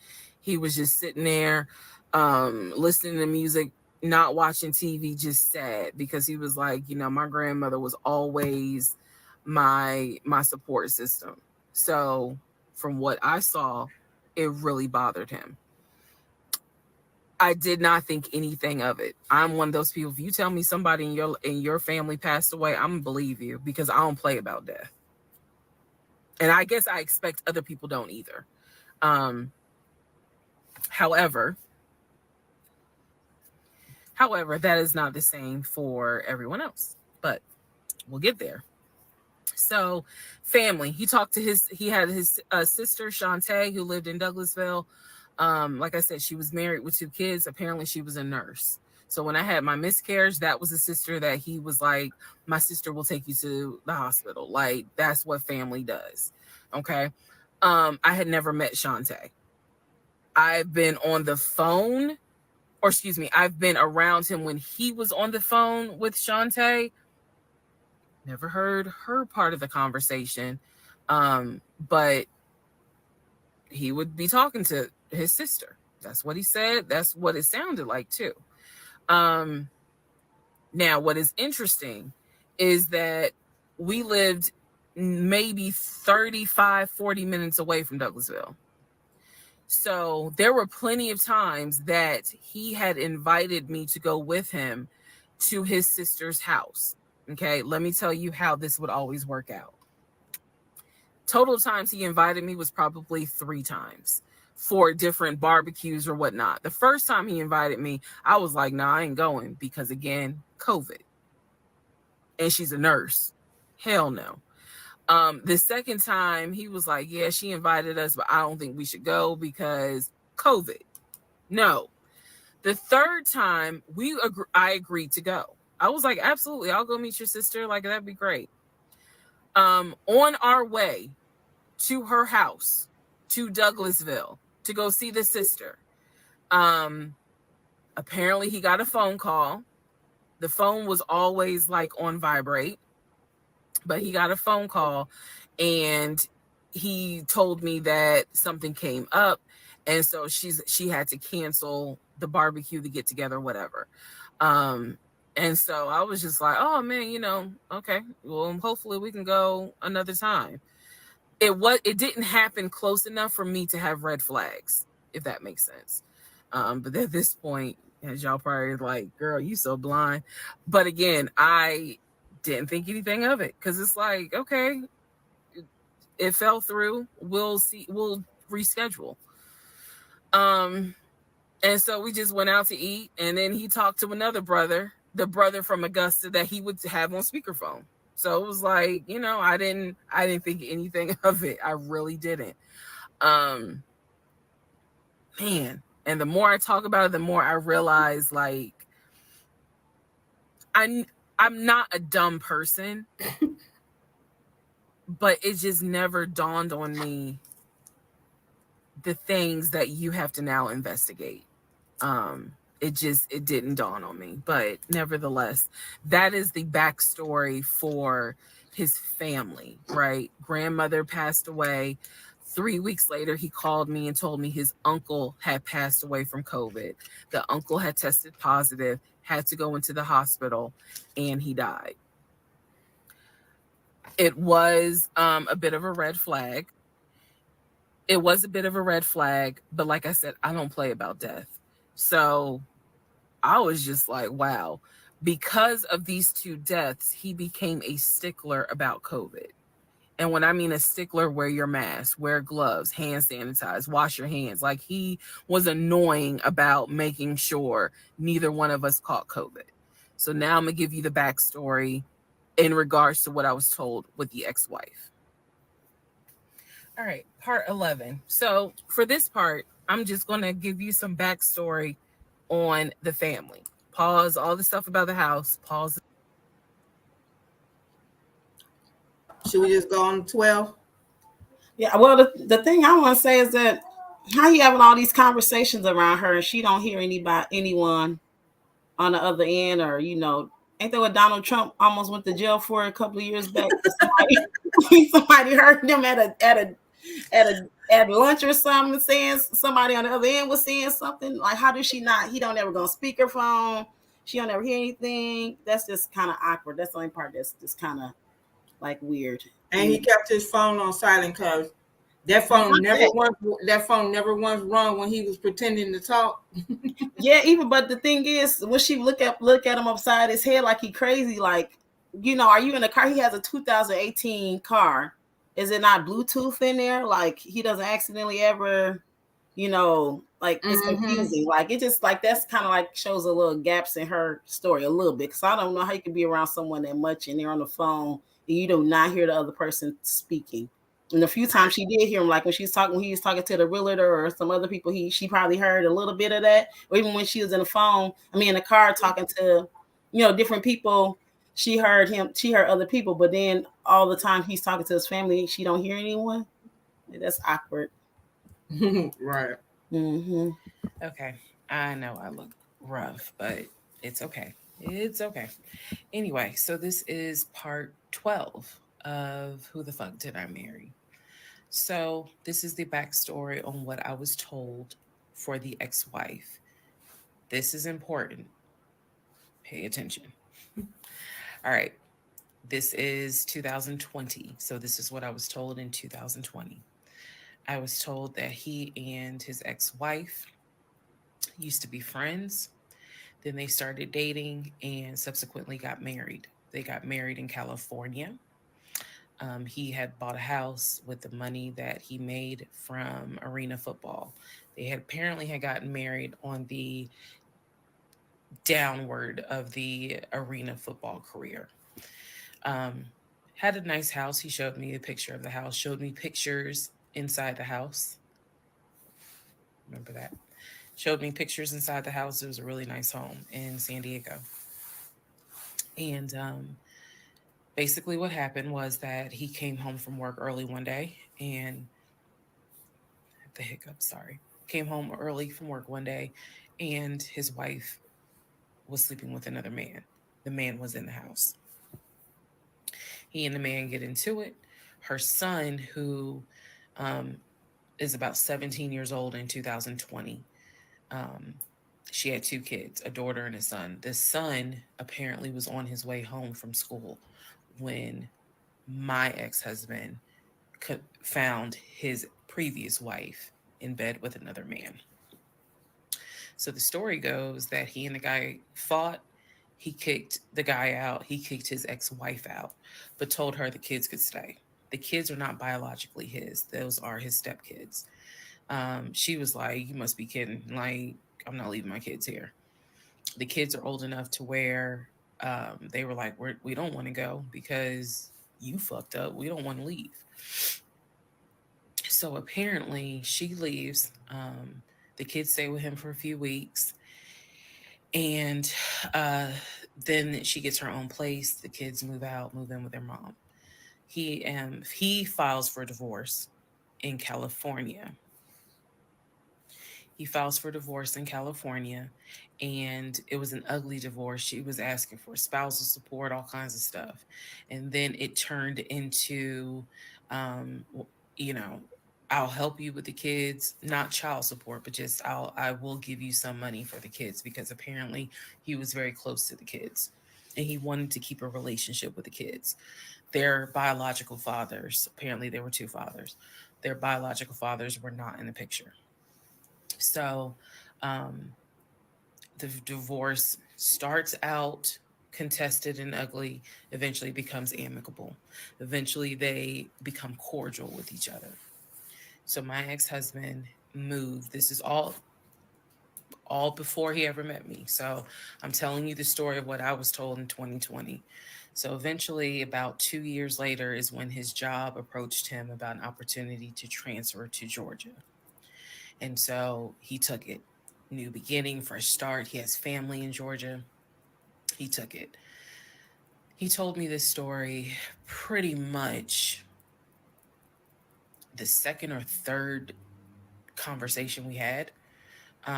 So it was always from the beginning that she had cheated. He caught her, and he had filed for divorce, but he was still close to the kids. They still had a great relationship.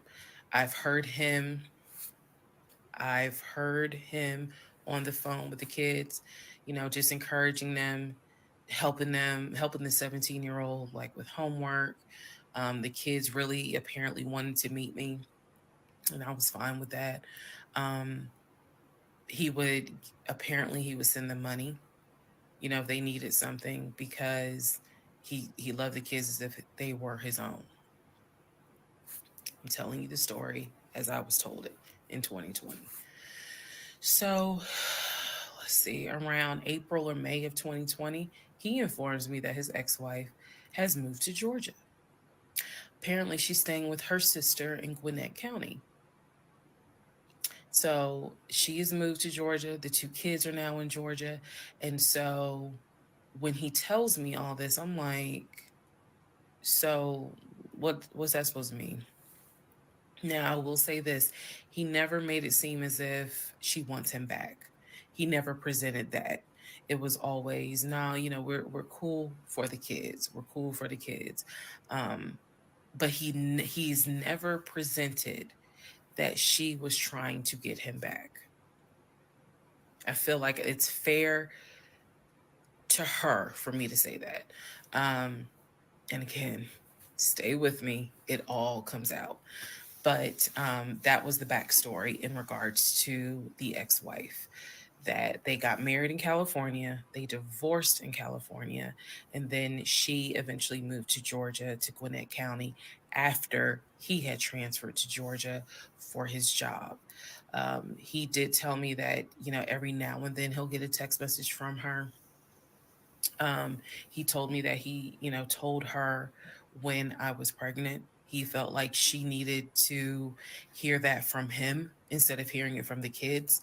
And we got into a bit of an argument about that, but honey, in the big scheme of things, that anyway, so we got into an argument about that. I felt like that's none of her business. But that's the overall backstory of her. So remember, because there will be a quiz, but just remember, he met her in California, married her in California, divorced her in California. She moved to Georgia, to Gwinnett County, after he moved to Georgia. Are we clear? Okay. Okay. I know I look rough, but it's okay. It's okay. Anyway, so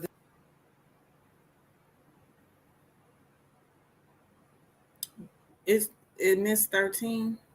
If that was 12, I don't see 13. It jumps to 14.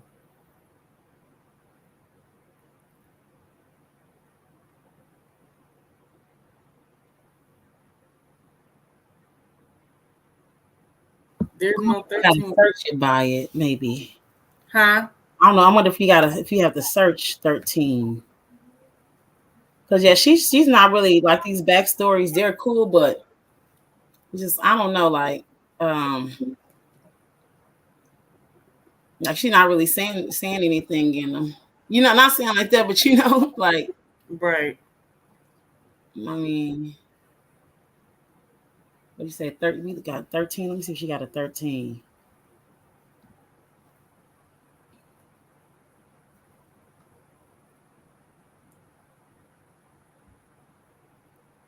Yeah, you put part 13 in my show. Let me see. I'm looking on my phone. Oh, yep, it's 9 minutes and some change. Oh, I see it. Yep. Yep, she got, yep. Okay. Part 13 of Who the Fuck Did I Marry? Damn, it's long. So I've kind of given you guys all the backstory. Let's just kind of recap. Okay. Can you guys hear that really good? Because it's kind of low.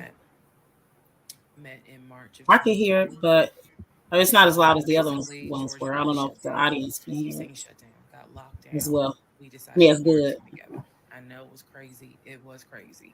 I really liked him. And thought he liked me. So I told you guys how we met. Things moved at a rapid pace. Met in March. Moved in together pretty much end of March, beginning of April. Found out I was pregnant in May. Lost the baby in June. Had to have surgery in July. Started looking for houses. Started looking at cars. All this stuff happened literally between March and in August is when I got my car. So, got a car in August. He paid the down payment for that car, which I was shocked by. And no, it was not a BMW or an Audi. It was a Nissan Altima, but I loved that car at the time. So he paid the down payment for that car. Told me he would help me with the car payment. The biggest mistake that I made, and I'll explain why I say this. The biggest mistake I made was that I signed myself up for a car note, where I knew I needed his help to pay the car note. I knew better. My mom has always taught me, do not ever put yourself in a position where you were financially dependent on a man. And all of that went out the window. And the reason why I say that was the biggest mistake is because when I pulled back the layers of this whole monstrosity of life that I lived for 2020 and 2021, it really does boil down to the fact that I truly ended up marrying him more out of fear than anything else. And I'll expound upon that later. But I got the car in August. And by this point, I was exhausted of looking at cars. I was mad that I didn't get a BMW X5 dark blue with cognac interior. Um, and I was tired of looking at houses, getting my hopes up, looking at a house and picturing myself in the master bedroom, the kitchen, the island, all that stuff. I'm a visual person, and I was tired of getting my hopes up. Um, so now we're going to segue into fall, going into the holidays.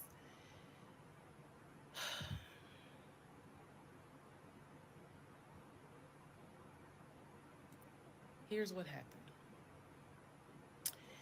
In October, we looked at another house. This house was in Marietta. Absolutely gorgeous. It was gorgeous. I want to say that the house was about $700,000. I really liked the house. I could see myself living there, I could see myself cooking there. And so subsequently, my ex-husband put in an all-cash offer on that house. I watched him put an all-cash offer in on the house. Our real estate agent, Scott, called us about 24 hours later, and he said, the sellers love your offer. The offer was an all-cash, full asking price offer. $700,000. Let that sink in for a moment. He said the sellers love the offer. They are asking that you show proof of funds so that they can accept the offer. My ex-husband said, I will show proof of funds when they accept the offer. The seller said, great, we'll accept the offer when you show proof of funds. So basically we got into a standoff. And if you're a real estate agent or you work in real estate, I would love to know your thoughts on this. I had asked people in my personal life, like, have you ever heard of this before? And I've had plenty of people who said, I side with the ex-husband. I would not show my bank statements until they accepted the offer. And then I had other people who were like, I wouldn't accept an all-cash offer unless I verified that the person can pay. So I'm just curious what your thoughts are. Okay. So our real estate agent called us and was like, guys, the sellers are giving you 2 days to show proof of funds. I had the letter that he showed me from Chase. I sent that to Scott, but that was for a mortgage. The offer was for all cash. So he needed to show proof of funds that he had the cash to pay $700,000. He didn't show it. He refused to budge on showing them proof of funds until they accepted the offer because he was afraid that they were going to create a bidding war. So what ended up happening was Scott called us and said, I apologize because I didn't do my due diligence as a realtor. He said, before I ever started showing you guys a house, I should have collected your pre-approval letter and proof of funds. He said, so at this point, my broker has informed me that I cannot show you guys another house until you show at least us, meaning the real estate firm, until you show us proof of funds. And so I'm just like, well, I'm telling my ex-husband, just show them the fucking proof of funds. Like, what's the problem? And so it was a lot of, I find that this is really unprofessional because it's not our fault that you didn't do your job correctly. It got a little ugly and it got uncomfortable because I'm like, I don't understand why you don't show them proof of funds when you clearly just signed a document stating that you're putting an offer in at full asking price. This was the same thing that the realtor was saying. He was like, but you just signed an offer. So what's the problem? Like, You want them to accept the offer and then you'll show everyone the proof of funds? And my ex-husband, without missing a beat, said yes. So Scott did his best to work with the seller and say, look, accept the offer. He'll show you, he'll open the books, he'll show you the proof of funds. These sellers were like, no, that's not. And it wasn't so much the sellers, it was the seller's agent. Big respect to the seller's agent. But the seller's agent was like, no, that's not how we're doing business. He needs to show those proof of funds before I advise my clients to accept his offer, period. If he's not willing to do it, we'll go on to the next offer, because they did have another offer on the table. It was less than asking price, but they were willing to accept that offer over the all cash offer because those people had basically shown proof. So subsequently, the house fell through. We passed the 2-day deadline. They went with the other offer.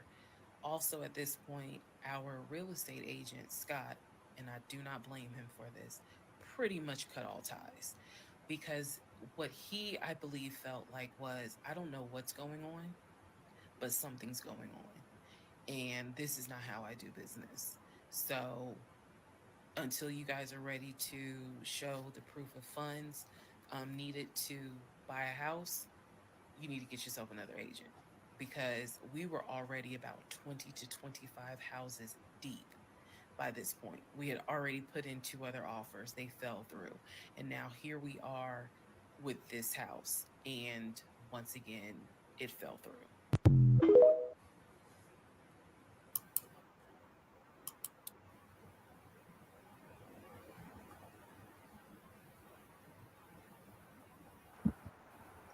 I think he should have had to show that like he did the first time, how he had to show that chase letter. So that kind of was the same thing. You know, it's like they just keep going through the same thing over and over again. Yeah, because one time he got the letter, then he don't have a letter. Now, yeah, they have to see an approval letter before they can even work with you. Most realtors. Yeah. That's what I'm saying. And how was he able to keep using the same chase letter? At some point, it should have been expired. Yeah. They only last for, usually 30 days or 60 days. I think 90 days is the most the approval letter may last, that I saw possibly. I might just be pushing it, but yeah. And I wonder why she keep going through with it. But I mean, that's what I'm saying. At some point, I'm like, I'm done. Like, fuck, I'm frustrated. This shit not going through. I wouldn't have been no 200 houses in. I was done. I probably was done at 4. I'm sorry, I was done. And I think that's why she got so fun. And they gave her just really like more content too, because they keep going and stuff. She'd have backed out. I'm like, I ain't doing this. I'm not even gonna be on a lien holder. I mean, I'm not even gonna be on the mortgage deed. So why do I need to be going through all of this with you? Especially she's not pregnant no more. You know what I mean? That's what I'm just thinking about that part. I wouldn't accept an offer either without seeing some bread. Because if I accept the offer, then I might get locked in. And that's what I'm saying. He wanted them to accept the offer, but you won't show them the money. Like who in their right mind would be like, okay. Who in their right mind would do that? Yeah. What number are we on? It's 14. Okay. Yeah. Okay. So when they gonna get married? I'm sorry. News and bad news. Number 1, this is part 14. What'd you say? I said, when is they gonna get married? I'm just. Oh, girl. Mm-hmm. Because she like a third, a third through the story, and they ain't got married yet. Yeah, he gave her the ring, but they ain't actually walked down the aisle yet. Okay. Okay, so good news and bad news. Number 1, this is part 14 of Who the Fuck Did I Marry? Bad news, this is going to be the last post for the night. And the reason why, good news, tomorrow's my birthday. So I'm just going to make this video, post it, and then I will pick back up probably Friday, because honestly, I truly want to enjoy my birthday tomorrow. I just want to enjoy my birthday. All right, so y'all don't be upset. Just if anything, watch parts 1 through 14, then we'll be ready for part 15. So the house fell through in October 2020. And what I told him was, I said, I don't want to look at another house. I don't want to talk about cars. I want to get through the holidays because it was going to be a holiday season where I could not celebrate my family because of COVID. So I said, I just want to get through the holidays. I want to get through the end of the year. And we'll revisit stuff in January. I was very calm when I said it. No argument, nothing like that. And he said he understood. A lot of what fueled me staying in this situation really was the fact that, number one, I didn't want to be alone.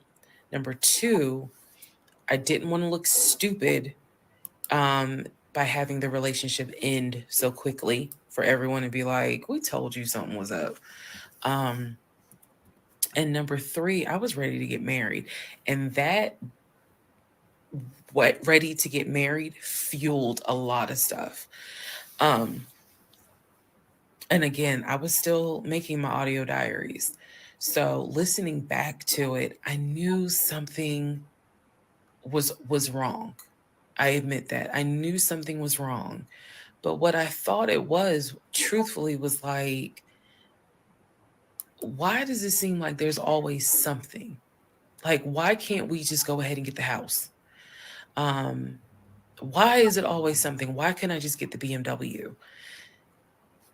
It still didn't dawn on me how deep this something went. And for the people who keep asking, I'm going in order of events. So yes, there will be a video where I explain how everything came out and what came out, what was true, what was not true. It's coming. I'm just getting all of this out in order. So I told him I didn't want to look at a house no more. I didn't want to talk about houses. Do not mention the word Zillow. Do not mention the word realtor. Nothing. Let me just get through the holidays. And for myself, the question was, what do you want to do? You want to stay with him? Or do you want to cut your losses? And the part that kept me constantly second guessing myself was, what if he's not lying? What if he's not lying? Literally the conversation I had with myself was, there's no way he is lying about having money. You saw the paper from Chase. They don't just approve $750,000 for a mortgage for anybody. I've seen his checking account. You see how much money's in his available checking. Like I don't think he's lying. I don't think he's lying about that. But what is it? Is it that he doesn't trust me? Like, I second guess myself so much. Is it that he doesn't trust me? Is it that maybe he doesn't really want to get married? Like, what is it? Because I know what I saw. I know what I heard. I know that he's having conversations about move the money from this account to that account. I know he's paying my car note and all these bills. Like, clearly this man is making money. I know that I saw the letter from HR that states his new salary is 200 and something thousand. And I remember thinking, like, God, what am I missing? I'm missing something, but what is it? Because I know what I've seen. I know what I have touched. I have physically touched these papers. Like, I know how to read. So what is it that I am missing? He's close to his family. He talks to them all the time. He's just a regular guy that just likes to watch NFL football. He leaves me alone when I want to watch Georgia football.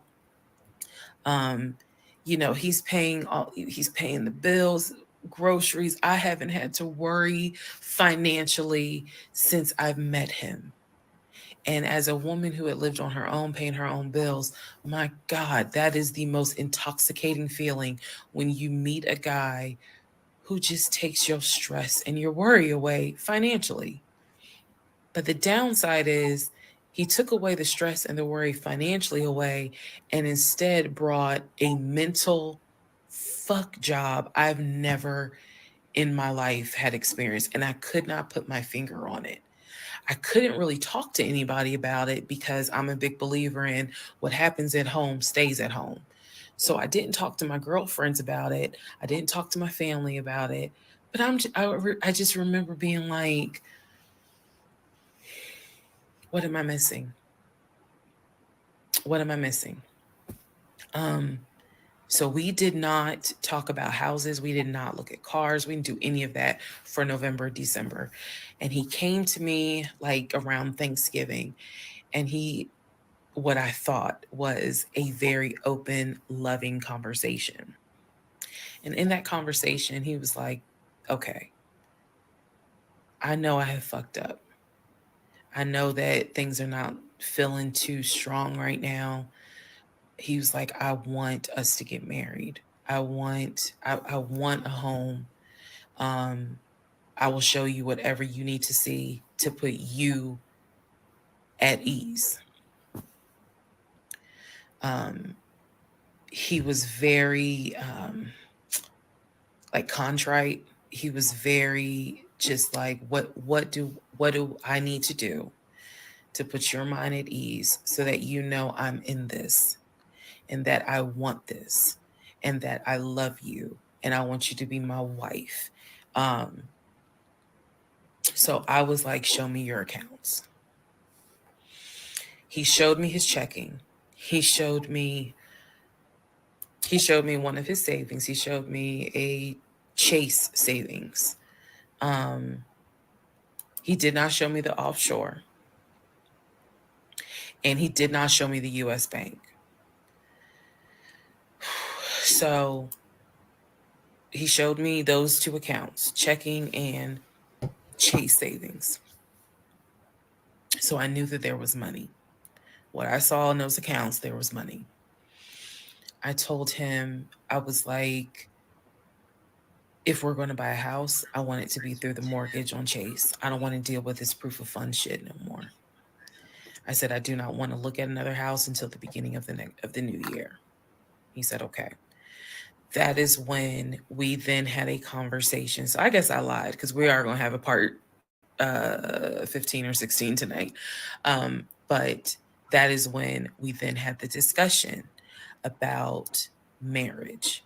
And that is where religion came into play. Yeah, I'll give y'all the other part tonight. Stand by. Okay, so good news and bad news. So that was 14 or 16? I think that was 14 or 15. One of the two. Let me see. Okay.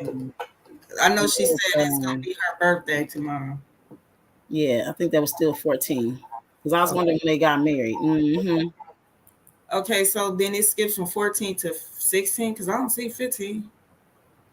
Yeah, they probably just got it by views. Oh, I see it. Re-upload. Oh, okay. Okay, part 15. Who the fuck did I marry? So in December of 2020, around beginning of December, we had a conversation, kind of a come to Jesus heart-to-heart conversation. And both of us had grown up in the church, and the fact that we were not married but living together, the fact that almost had a baby together, bothered both of us. Both of our families, my family and his family, were very adamant. Like, okay, y'all either need to get married or y'all need to separate. And so I'm walking around with a ring on, which I'll post a picture of the ring because God, there's so much to unpack. But anyway, walking around with the ring. And so he said to me, whatever I need to do my part to make this work, I'm willing to do. At the same time, it wasn't that I did not trust him as much as it was I felt like I wasn't trusting myself. Because again, like I said in the previous video, I know what I saw, I know what I've read, I know what I've heard. But fuck, something was not sitting right with me. And every time I would question it in my head, the other side of me was like, okay, you know he ain't lying about the money because you saw it. So you know he ain't lying. Girl, are you that? Like, I remember saying to myself, are you that jaded that you don't even know what it's like to have a decent man? Yes, I really had the audacity to have that thought. Did she put this in her audio notes, I wonder? Beginning of December, like, did she put this in her audio notes, I wonder? I believe I loved him. Wait, what did you say? Pause for a second. I'm gonna see. So the decision was made that we were going to get married. You TikTok don't let you pause. Oh, okay. Beginning of December, like, yeah, they don't let you pause. Together. Okay. I believe I loved him.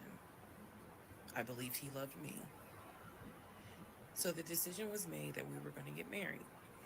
It's still COVID, so we had to follow certain protocol. So we filed our marriage license in Fayette County, Georgia, because you could not get an appointment in Clayton County to save your life. So we filed the marriage license in Fayette County. On our marriage license, it asked the number of previous marriages. He said 1, I had 0. It asked for our social security numbers. He put his social security number down. I put my social security number down. I mentally wrote down his social security number. And I did a background check. I did a background check after I had filed a marriage license. Yes, I know, but I did. The background check, nothing came back. It was like no results found. I did a criminal background check, nothing came back. So I thought one of two things. Either I had the wrong social, meaning I wrote down the wrong social, or my paranoia was unfounded. There's nothing wrong with him, because he has been always throughout the relationship a big stickler about law enforcement, following the law, because his dad was a retired police officer. So this is a guy who would check to make sure my tail lights were working, make sure my signals were working, make sure my oil was good, make sure I had enough gas in the car. So when the criminal history came back with no results, I was like, well, of course there isn't, because the man probably hasn't had so much as a speeding ticket. So we filed the marriage license, and then we made an appointment to get married, and waiting for the judge to come out of chambers so that she could marry us. And the reason why I'm pausing is because, my God, if I could go back and see that young woman sitting in that lobby.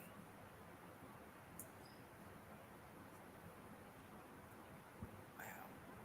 I know we can't go back in time.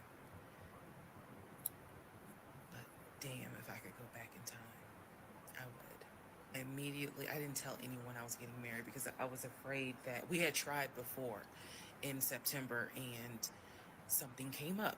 So I didn't want to tell anyone. I didn't want to get anyone's hopes up. I didn't want to get my hopes up. I know that's bad, but again, said I would be honest even if it's ugly. I told my mom, my family that we got married, told my friends, they could not believe it. Like my mother was relieved, but she had no idea about what was going on. My aunt was more like, really? You married him? My friend, the one who took me to the hospital for the miscarriage, was like, I wish you would have told me, like, you deserve to have people there, take pictures and celebrate and all this other stuff.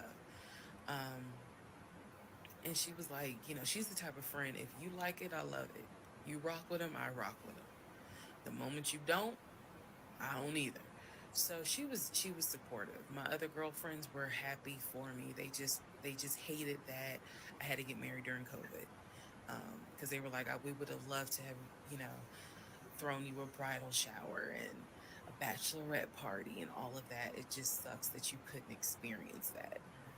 So we got married on a Tuesday.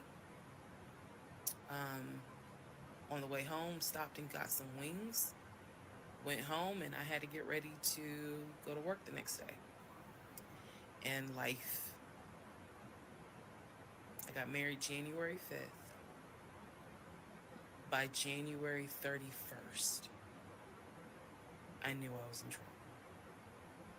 I still didn't know how deep, but I knew I was in trouble. So, to give you all a very, very, very candid idea, I got married January 5th. The normal things that married newlyweds when we got married completely stopped. And that was not by me. You always hear men talk about, man, now that we're married, she don't. In my case, it was the exact opposite.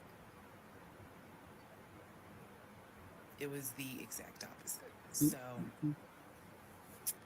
anyway, because this is not a forum to be all R-rated or whatnot, but y'all get what I'm saying. So, we got married January 5th. January 6th, I went to work. It was a lot of people congratulated me because it kind of word got out that I had gotten married. January 7th, I filed the paperwork to change my last name. And if you were following me, you can go back like 15, 16 videos, and I talk about how I had to change my name back to my maiden name. But I changed my name within about 3 days of getting married. My attitude was, this is the bed that I made. I'm going to do right by him. I'm going to do right by my marriage. I took marriage seriously, and when I married him, I absolutely married him thinking, I'm going to be with you for the next 40, 50 years. So we're going to have to figure this shit out. That was my mindset. I did not get married to turn around and be divorced in 6 months. But I got married January 5th, 2021. And by January 31st, I knew I was in serious trouble. So that is where we are. The next set of videos, the next set of all this will be me talking about how things went downhill before it crashed and I found everything out. In the meantime, tomorrow is my birthday. So, happy birthday to me. Do you want to watch another one? But I think listening to her, I think she does know that he was lying, but I think she fed into it because it kept him. I feel like if she would have just put her foot down early on, like, and just, you know, she knows like it wouldn't have been no problem for him to leave. That's what I think. I think what you're saying is true, but I'm trying to think where she was, because the last video, she was saying like she didn't want to be alone. She really wanted to get married. So I'm just wondering what kind of like where she was at mentally, because I could see like a few months before she probably still had a lot of hormones going on because she had just got done having a miscarriage, so she still have, you know, a level of hormones in her body that's not normally there, you know, for a while. So it's like I could see like the heightened emotion there, but then when she's like she ain't really finna do anything, and like I think if she'd have just accepted it for what it was, and instead of like it seemed like she was, I don't know, like, you know, he's lying, you know, and that seems like she wanted to see how deep or how Florida lie got out on her, because she even said that she filed for a marriage license and then ran a background check.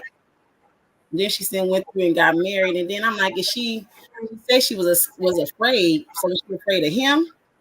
Or was she afraid of not being able to get married? You know what I'm saying? Or was she afraid of not being able to, you kind of get what I'm saying? So she just like, I'm just thinking about like where her mental was, like for her to marry somebody she know is always lying, and then you don't trust him as much where you want to do a background check while you're gonna step away from getting married, and then how she was isolated. So she says, was she afraid? Was there like verbal abuse? I know there's manipulation there, you know, but what is she afraid because she didn't want anybody else to know that she was really getting married, or was there some internal shame that she had because she knew how the whole, you kind of see it? I mean, I wish she would like, because I like when she likes to give the like tells where she was mentally, you know, so that kind of like gives insight, you know, to her storyline a little bit more, but it's still kind of like questions like, okay, well, if you're doing all you going in and out. These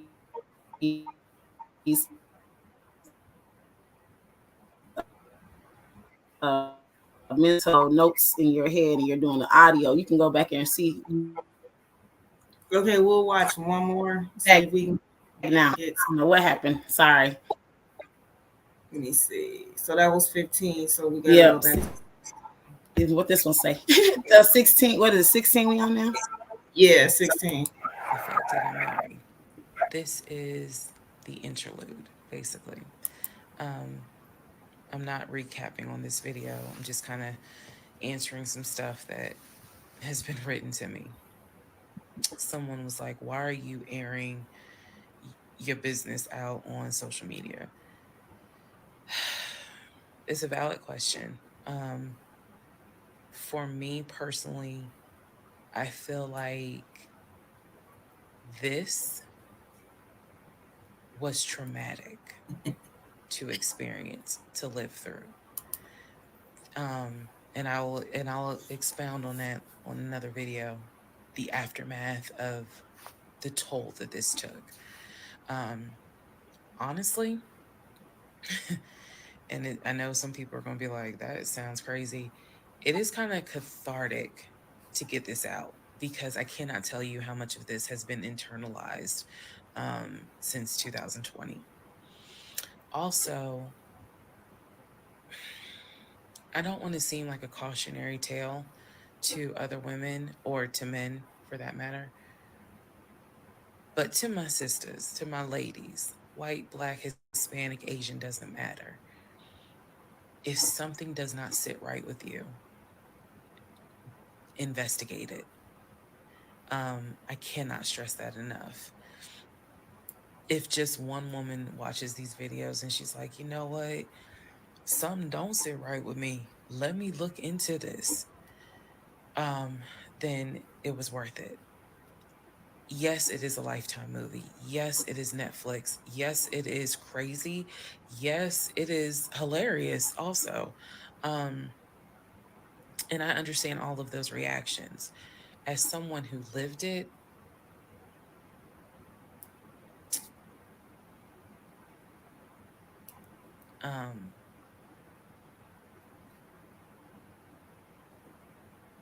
it was traumatic. But I feel like, God, it feels good to finally admit what the fuck I went through. And again, by the time this is uploaded, I'm only to January of 2021, right after getting married.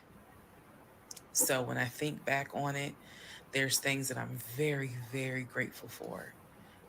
There are things that I'm just like, why did you not pay attention? Why did you not question? And the sad part is, I can't even begin to tell you, I don't remember the woman I was before I met that man. I don't remember. because going through something like that, it changes you. And I've seen some women in the comments who were like, I was married to a habitual liar. I was married to a pathological liar. My baby daddy's a pathological liar.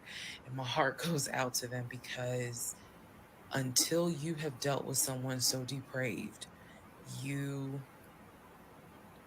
really don't quite know how bad it can get. So I'm fully aware that this was a risk, putting this out on social media, telling my story, my truth, and really kind of being like, look, this is what I went through. I made dumb decisions. I overlooked things I should not have overlooked. I argued away things I should not have argued away. I can pinpoint exactly the moment I should have left. I still feel like God is sitting on the throne and he's like, I never planned for your monkey ass to marry him. I never even planned for you to go out and date with him. That's why I blew your tire. But you hard-headed and you went anyway. And then I tried to go ahead and show you signs. You ignored them. Like, I feel like God did everything to help me as his child be like, this is not who I created to be your helpmate. And I was like, God, you taking too long. I want to get married. You taking too long. I want to have a family. You taking too long. And these are the consequences that I am paying for basically telling God, you took too long. And I feel like God's grace is sufficient. It is.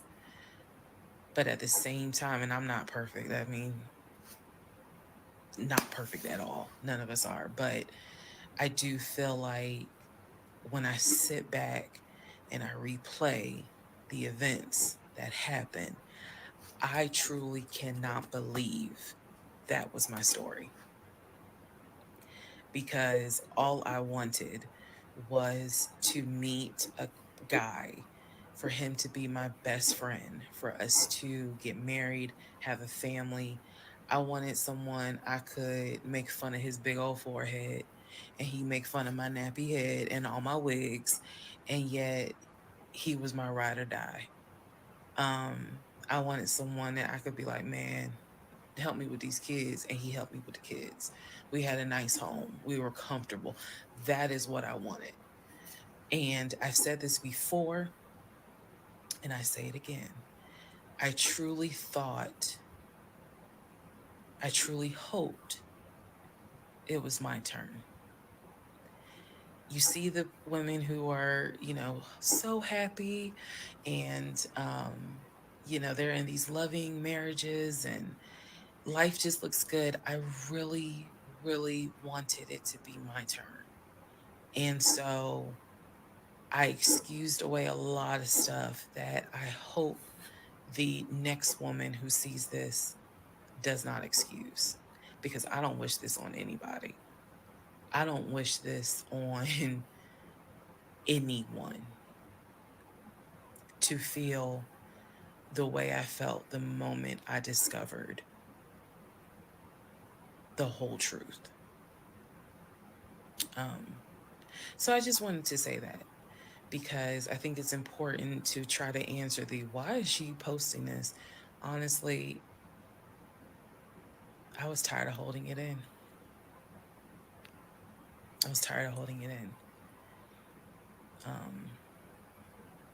And I hope it helps somebody. Okay, let's all take a deep breath. Let's all get some sleep. If you don't have anything to do and you just want to wish me a happy birthday, wish me a happy birthday tomorrow, February 15th. Shout out to Team Aquarius. Good night, y'all. The fuck did I marry? This is the intro.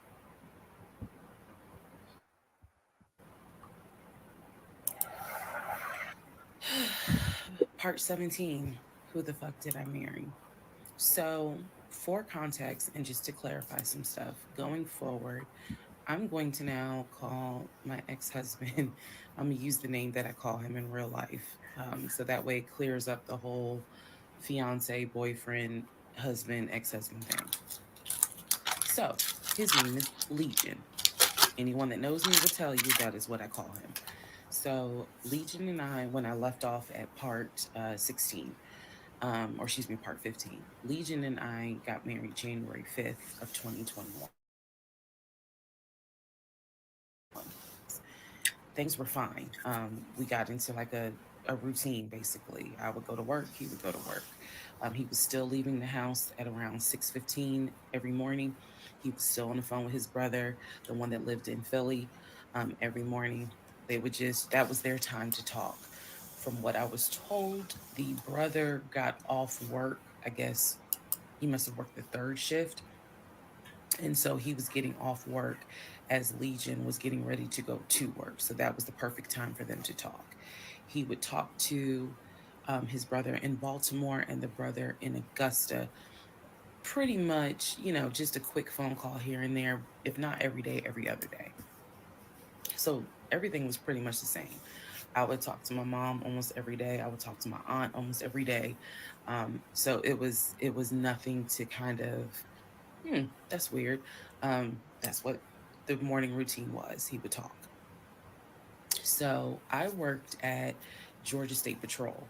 And I said this in a previous video, but again, there were things I said in previous videos that I remember saying, hey, remember that because it's going to come back later. So I worked at Georgia State Patrol. I had been working there for almost 8 years, 7 or 8 years by the time Legion got into the picture. He was fine with the fact that I worked within law enforcement. I'm not a trooper. I'm not a sworn officer. I'm a civilian. However, he, again, his dad was a retired police officer. So he was perfectly fine in the beginning with the fact that I worked for Georgia State Patrol. He had been to my office before. He had met some of my co-workers. Obviously, even with COVID, because I still had to go into the office 2 or 3 days a week, he had been up there. So the friend who took me to the hospital when I had my miscarriage has met him. He and I have been to her home with her and her significant other before. So again, even in the world of COVID, when there were little times where you could get together with people, he has met people in my life. He has met my friend, or that particular friend, and he has met some of my coworkers. So when we got married, the first 2 weeks, like I said, was fine. And then it's as if something snapped. Something just changed. What was totally acceptable before, suddenly little comments were made. Why are you wearing that to work? You get off at 3:30, so you'll be home by 5, right? Things that had never happened before. He had never questioned what time I'm gonna be home. Really, he didn't need to question it because when I'm off work, I leave. So it was never a situation of, oh, I'm gonna just sit around at work and just run my mouth because I have nothing to do. And then it turned into, you know, he would call me every day from work, and I'm going to demonstrate how those phone calls went, but he would call me every day from work. And if he even so much as heard a male voice in the background, he would have little comments to me. Who was that? Are they in your office? You know, man, you know, I never know who's around you, because it seemed like every time I call you, I have the hiccups, sorry. It seems like every time I call you, there's some man around. And I'm just like, you know, at first I kind of shrugged it off. I laughed it off because it really truly was absurd to me. But then it became a bit more frequent. And so I really just didn't feed into it because I'm like, I don't know if this is some insecurity. I don't know if this is jealousy, because nothing has ever been done to make you feel any sort of insecure type of way. I've never entertained another guy, never flirted with another guy. Like, I don't know where this is coming from.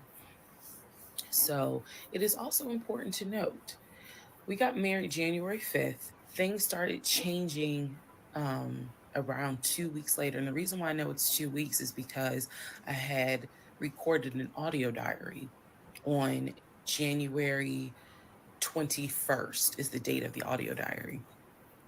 And I talk about how maybe I had unrealistic expectations because it seemed as if things were changing with he and I. So 2 weeks pass, he starts making little comments. End of January comes, he informs me that he wants to start looking for a house again.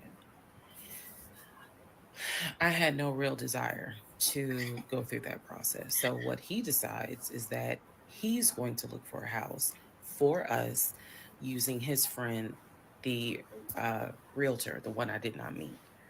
So he tells me that he and his friend have been talking and he's going to start looking at houses. And what he's going to do is basically, if he feels like it's a house I would like, then he wants to show it to me, because he feels like, you know, I know that your attitude really isn't, you're in the mood to look for a house. So I'm going to start looking. And then if I think it's a great house, then, you know, you can come see it. And I remember thinking, that's not going to work. You're not going to choose a house without me. And he was like, no, I'm not going to choose the house, but I just think that, you know, me and old boy have been talking. And so he has some houses that he is representing. He wants to show me. So why don't you let me look at it? And if it's worth the time, then I'll bring you to look at it. So he already had some sort of plan in place after talking to his friend about how he's going to start looking at houses. This is the end of January 2021. So I kind of threw my hands in the air and was just like, whatever, because I'm not getting emotionally involved in looking at houses. And for me, that's kind of what it was. I felt like I would see a house, I could picture us living there, and then it gets snatched away somehow, some way. I didn't want to go through that. So the reaction that he wanted, which was for me to throw a fit, I did not do. I was just like, okay, all right. Like, I trust you. And remember that I said the reaction he wanted, because that's going to come back later. So he started looking at houses. Funny enough, the houses that he looked at, none of them I actually saw. But he would call me and say, I'm at this house in Sandy Springs with the realtor friend.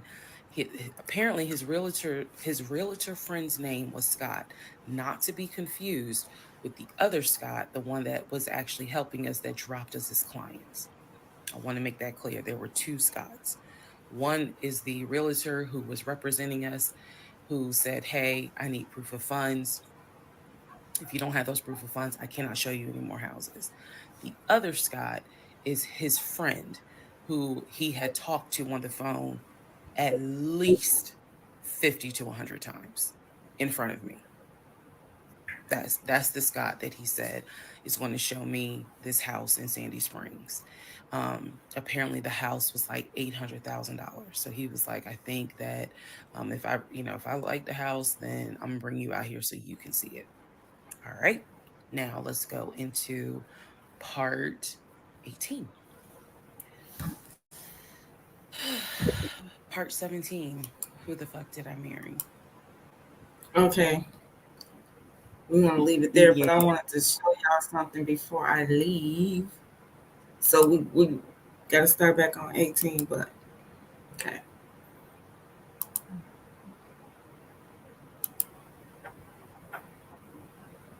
So what do you think about that one, Yolanda? Or the last two? Like, what you think? It's hard for me to, I mean, I just couldn't have went that long with the lies. Like, I don't know.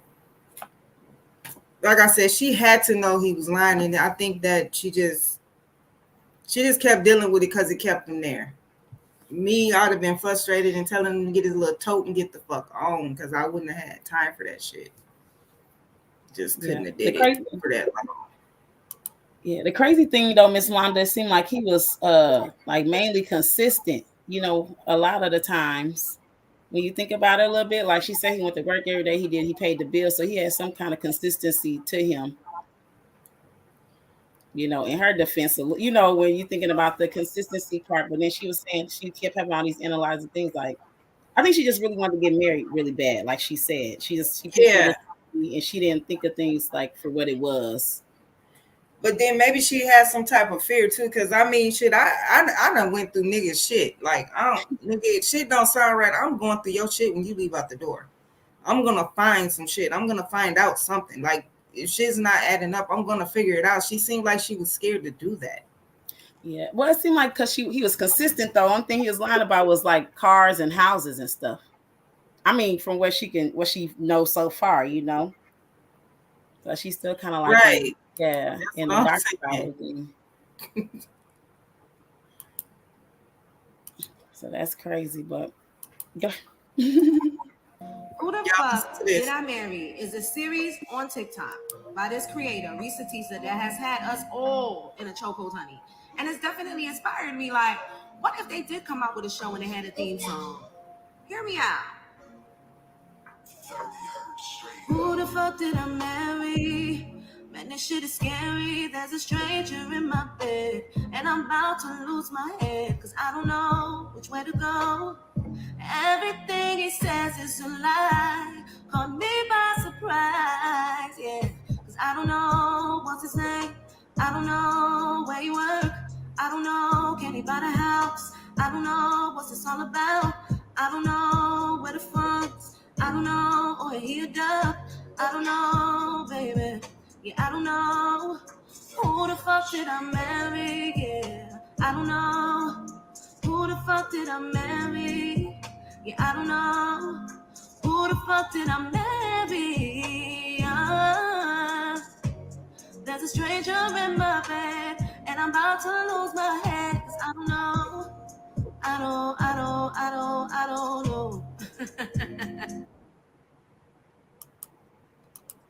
Y'all go show her page some love, cause she blew that shit.